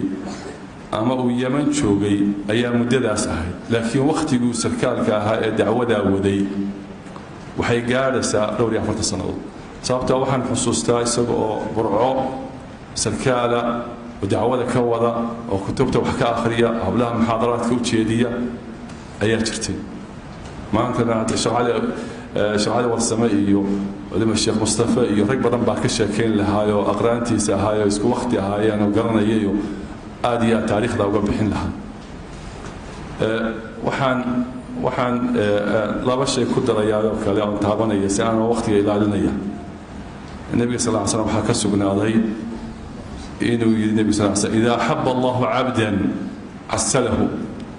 قيل وكيف عسله يا رسول الله قال يوفقه لعمل صالح قبل موته ثم يقبضه عليه أو كما قال صلى الله عليه وسلم إلى هاي هديو الدون شعلاله ومعنية وعسلية سيدي أبو عسلية رسولك إلى هاي عملك الصالح أبو وافجياله انت انو ديمان دبدنا waa lagu oofsada dacwadaas iyo khayrkaas baa sheekh cabdi naasir ilaahay uu la jeclaadayo oo uu ka shaqeynayay ilaa intuu cilmiga bartay ilaa intuu ka dhimanayay laba xaadisa oo baan anu taabanayaayo ku saabsan midi horta sheekhaygii buu ahaayo 1979 isagoo kaftana yaa aniga oo yaroo macadka dhigtay jamaal cabdinaasir burco ayaan waxaan u keeni jiray kutubta fiqiga ah ee macadkana loogu dhigo markaasuu i akhrin jiray taariikhda aan xusuusanahay xagga cilmiga aan uga faa'iidaystay laakiin ma la ekiyayaan loo qaadan inaan isku daanahay markaan taariikhda ka sheekeeyo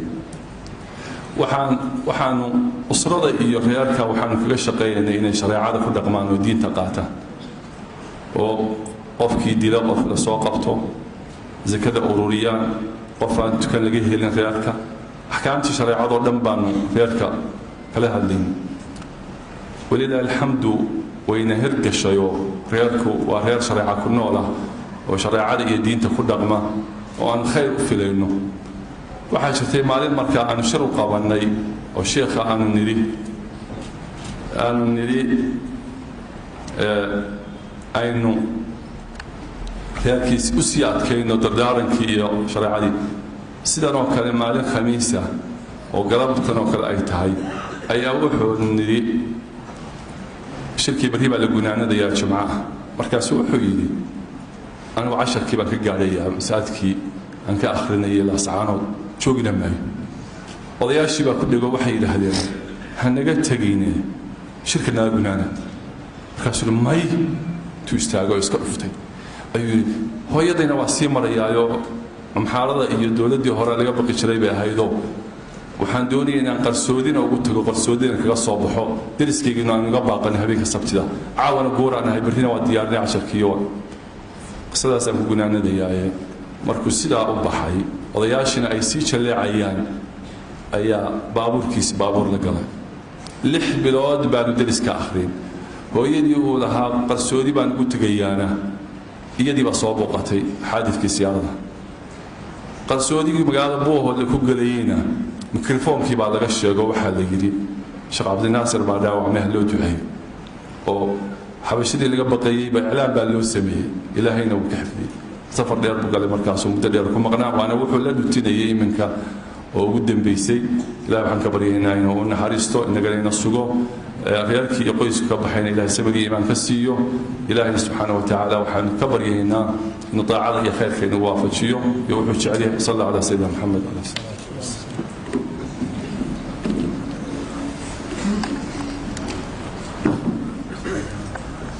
بارك الله فيك جزاك الله خيرا كلمة حكتا إن شاء الله تعالى سيندونا الشيخ الدكتور خليل عبد الرحمن مبارك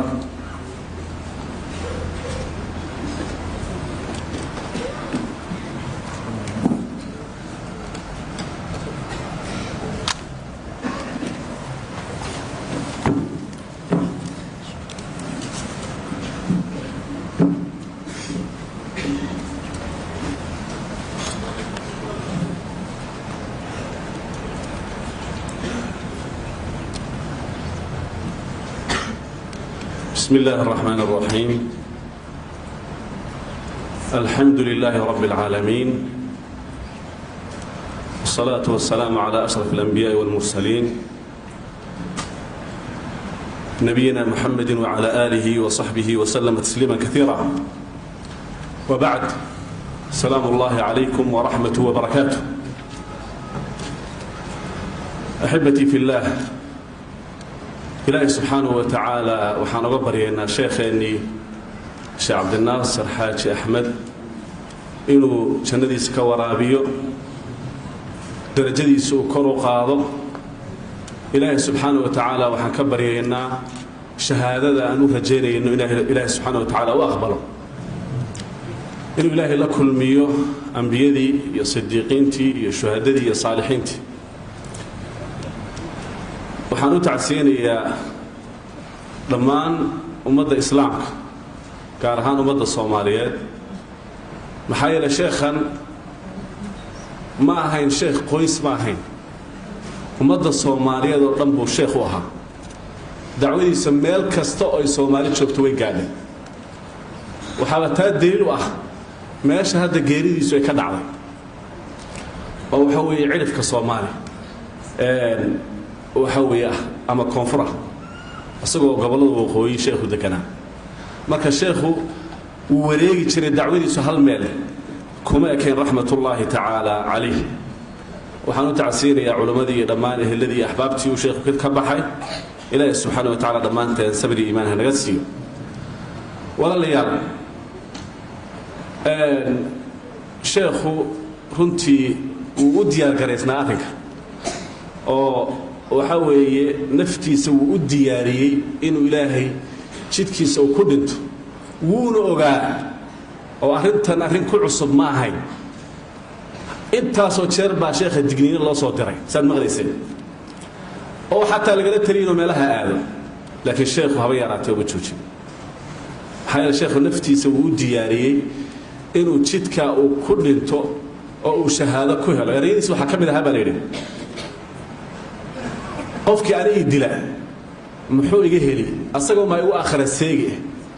asaga ba igu aakhira seegi ana shahaada ku heli biidillah waxaan jeclahay in ilaahay subhanahu wa ta'ala duco saalixa oo sheekhu ku ducaystay ilaahay inuu ajiib maxaa yeelay maqaamka uu gaaray waa maqaam qof kasta ilaahay uu sansiinay waa maqaamu shahaada wala la yaaro cid kasta meesha waa isdifaa ilaahay qofku u doortay umbusiya marka sheekheena asagoo intaasoo sano dacwada ka shaqeynayay 65 jir buu ahaa ugu yaraan waxa weeye 45 sano oo cumrigiisa kamid ah sida tilmaamay waxa weeye dacwadaas ayuu ku hawlanaa marka ilaahay subhanahu wa ta'ala jidka uu ku dhintay uu ku shahiiday ilaahay subhanahu wa ta'ala korha uu qaado hada walaalayaal waxaan rabaa kalimaadkiina soo koobo culimo badan baa iga dambaysa marka koobaad waxaan rabaa inaan fariin u diro qolada sheekha dish waxaan leenahay waxaad doonayseen markaad sheekha disheen in aad xaqi aamusiisaan waxaad doonayseen sheekha haldoorka ah ee muslixa ah ee caalimka ee daaciga ah inaad ummadii ka qaadaan oo xaqii sidaa ku damo oo dalaalkii iyo baadidii aad wadeen aad la keli noqotaan laakiin taasi kuma guulaysanaysaan biidni illaah maxaa yeele sheekhu wuxuu ka tegey dad badan oo dulaabi cilmi ah oo culummo ah oo ducaad oo rag badan hadda meesha fadhiya ay ka mid yihiin ardaydiisii bal ee kumanaan arday ah oo ku faafsan dunida daafeheeda oo waxa weeye fikirkiisii xambaarsan oo manhajkiisii xambaarsan marka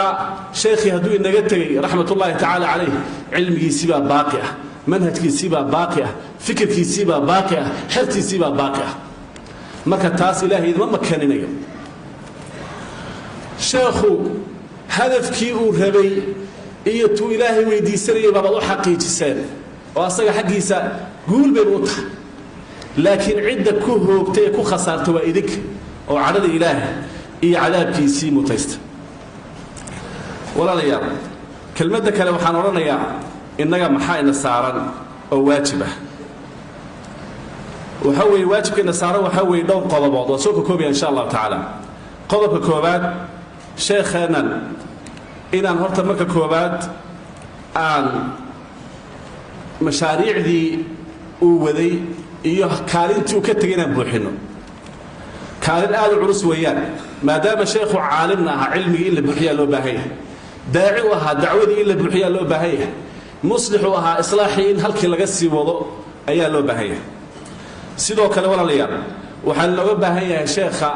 dhaxalkii cilmigaha uu ka tegey oo runtii dhaxal aad u ballaaran ah in la faafiyo oo ummadda la gaadhsiiyo duruustii iyo muxaadaraadkii iyo khudabtii wuxuu ka tegey sidoo kale sheekheenna wuxuu inaga mutaa in la qoro taariikh nololeedkiisi soomaalida waxaa la lahaa waa dad afka un ka hadla ee wax qorin taasina waxay keenaysaa in jiilalka inaga dambeeya uusan gaadhin waxa weeye xayaatadii culimmadeenna marka siirada culimmadeenna waa inaan qorraa si loogu daydo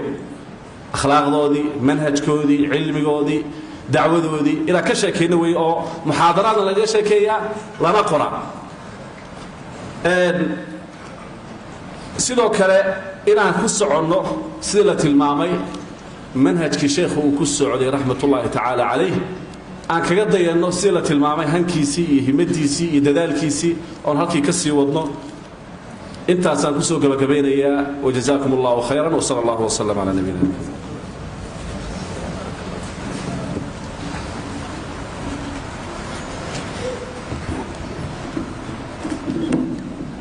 بارك الله فيك جزاك الله خيرا دكتور خليل عبد الرحمن مبارك وعلماء حرقيسين وقصو سفري شيخنا سفر دعوده وادو قيمة بدن وندو أهيد وكقب سنتي مقالة كالبايد أي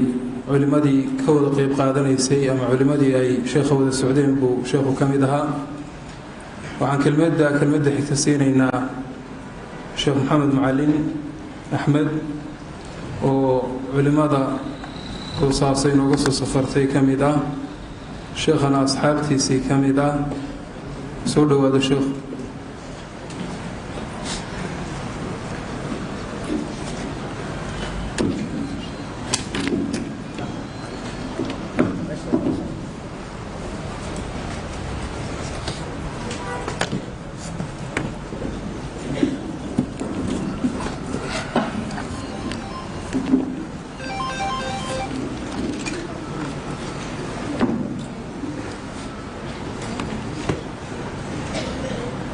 بسم الله الحمد لله وكفى والصلاة والسلام على عباده الذين اصطفى إخوة الإيمان والإسلام waxaan halkaan u fadhinaa waa tacsidii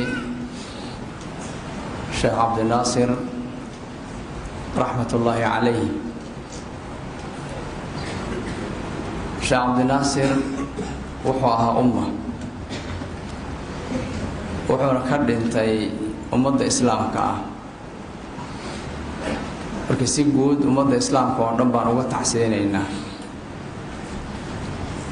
si gaar ahaaneedna soomaalida uga tacsiyeynaynaa meel kastay joogaan waxaan si gaara uga sii tacsiyeynaynaa gobolka Sool iyo qaraabadii iyo ehelkii iyo awlaaddii uu ka tegay sheekhu raxmatullaahi calayhi intii laga sheegay waa ku filan waana waxa halkaa ummadaad aragtay isugu keenay antum shuhadaa'ullaahi cala al-ard rasuulku wuxuu yidhi sala allahu calayhi wasalam addoonka ilaahay markuu jeclaado malakul jibriil baa loo sheegaa inuu jeclaado malaa'igtana u sheego dhulkana ilaahay wuxuu ku soo dejiyaa dadka dhulka joogaana inay jeclaadaan ummadda ilaahay oo jecel oo u wada ooyeysa waxay daliil u tahay xagga ilaahayna in laga jecel yahay waxaa markii isweydiin leh muxuu sheekhu u gaadhay martabada maxaase innaga inala gudboon si aynu waddadiisii u qaadno sheekhu martabadaa wuxuu ku gaadhay isagoo raacaya ilaahay subxaanahu wa tacaala hadyigiisii iyo kii rasuulka salawaatu ullaahi wasalaamuhu calayh alla wuxuu yidhi nabiyullaahi moxamed sala allahu calayh wasalam waxaad tidhaahdaa qul haadihi sabiilii adcuu ila allah calaa basiiratin ana waman ittabacanii subxaana allahi wamaa ana min almushrikiin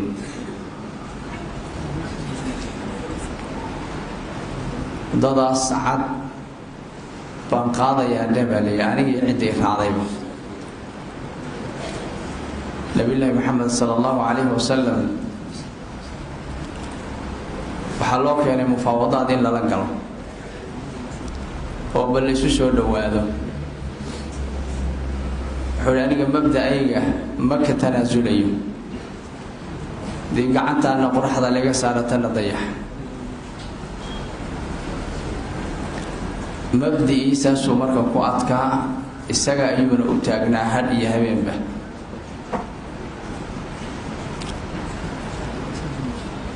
waxaa ummaddaasoo dhan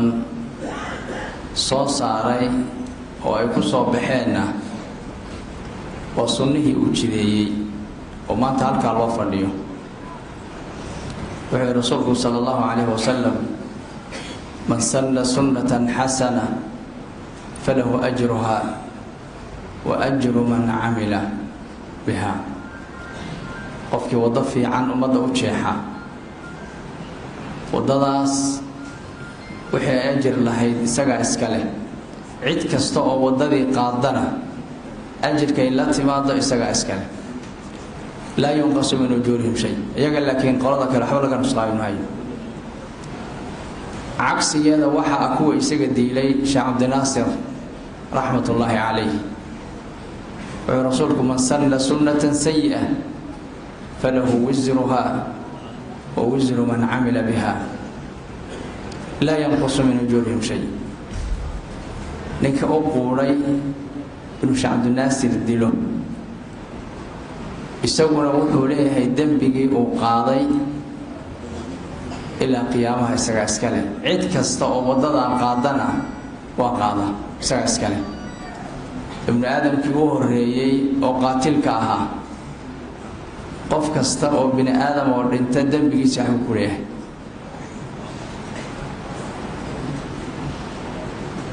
saa darteed ciddii dishayna waxay jidaysay sunno xun dembigeedana iyadaa leh ciddii waddadaa qaadana dembigeeda iyagaa leh ciddii istidhaahda qof dhintay buu xaqu ku istaagayaana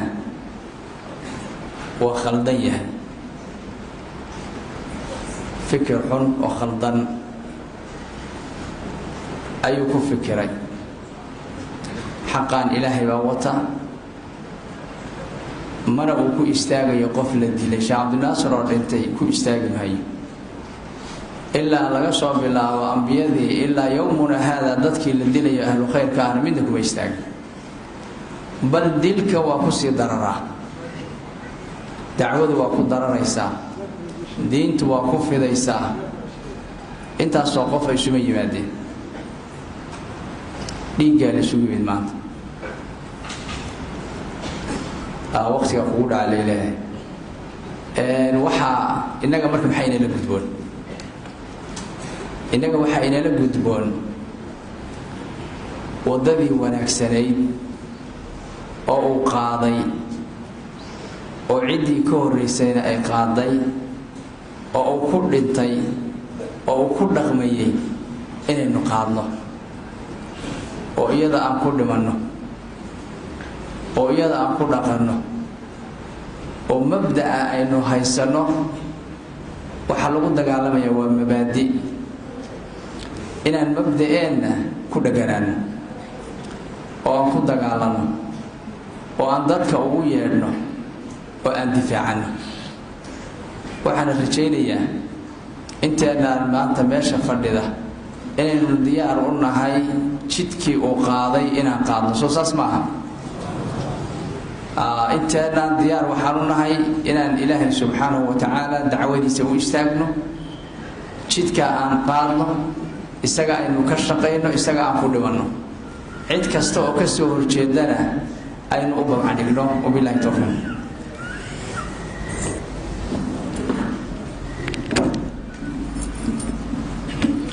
بارك الله فيك جزاك الله خيرا شيخ محمد معلم أحمد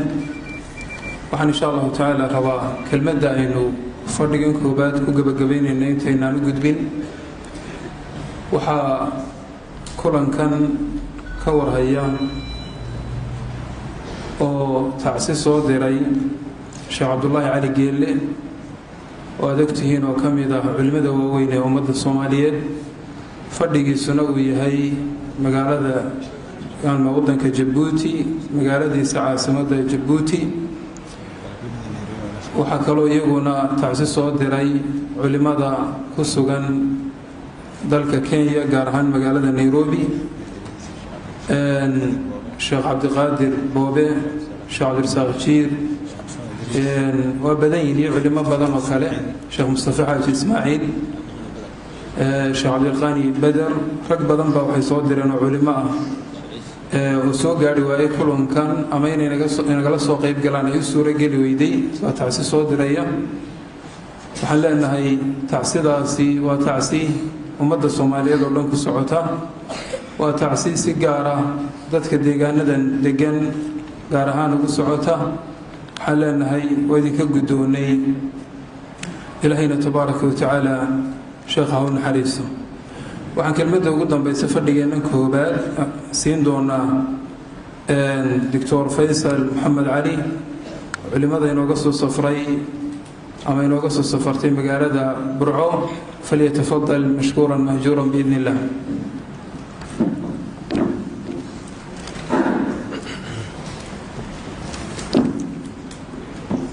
الحمد لله رب العالمين صلى الله وسلم وبارك وأنعم على عبده ورسوله محمد وعلى آله وصحبه أجمعين حلقب دمان علمدي إيقوه الرئيسي تعسيدي أي ديرين مسلمين تولنا أي ديرين أمد الصومالية أي ديرين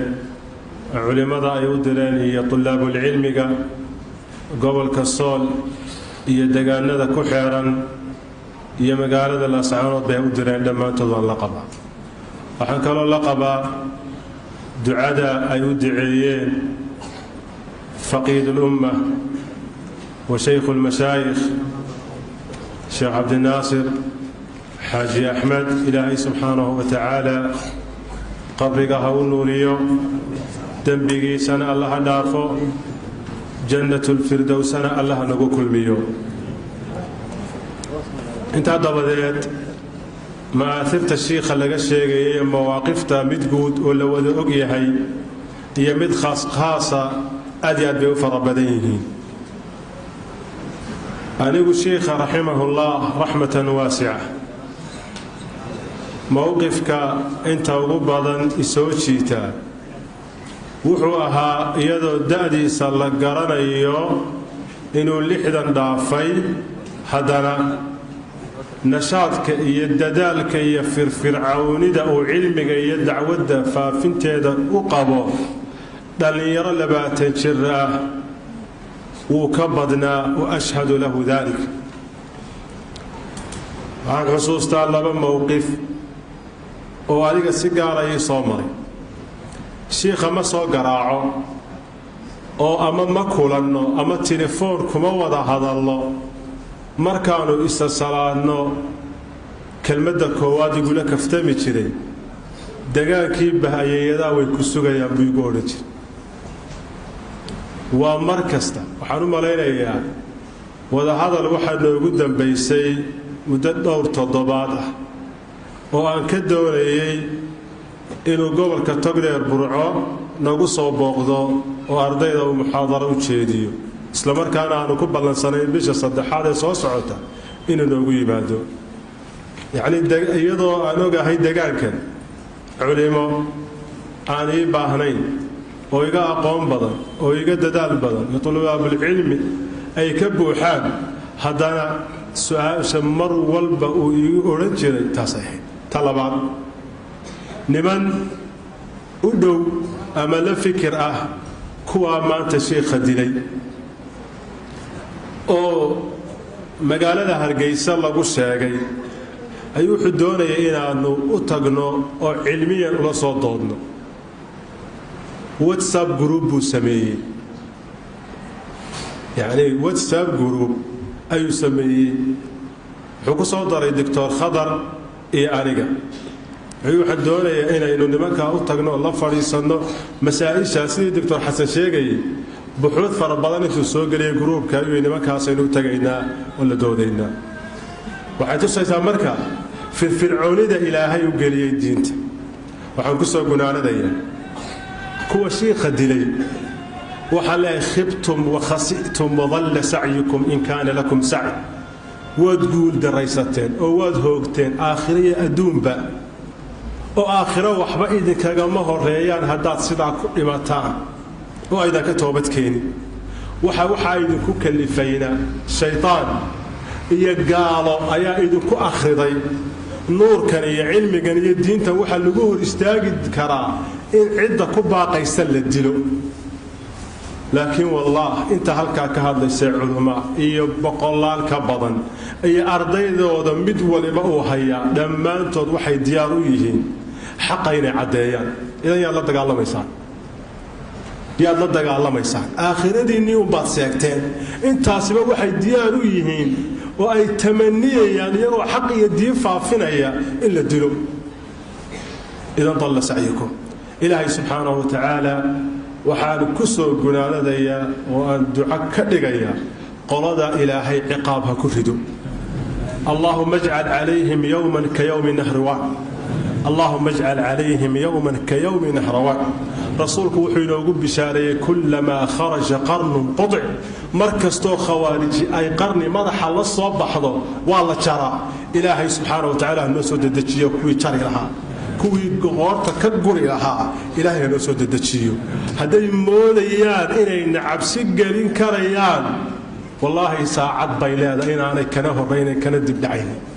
لكن عدة قول درجته وإياك إلهي عقاب دقدقها كسوريدو إلهي عقاب دقدقها كسوريدو اللهم أرنا فيهم عجائب قدرته إلهي يوم نقطس عقاب عاجل أو كوا حاليا إلهي نقطس وآخر دعوانا الحمد لله رب العالمين بارك الله فيك جزاك الله خيرا والله ليال وحينو هراي كلمات دورة وحينو هراي قبيو عربي iyo Soomaali bale oo dhacdadan xanuunka badan laga tiriyay waxaynu insha Allah ta'ala si wadan doonaa kulankeenan salaada maghrib marka aynu tukano sallallahu alayhi wa sallam ala nabiyina Muhammad bismillahir rahmanir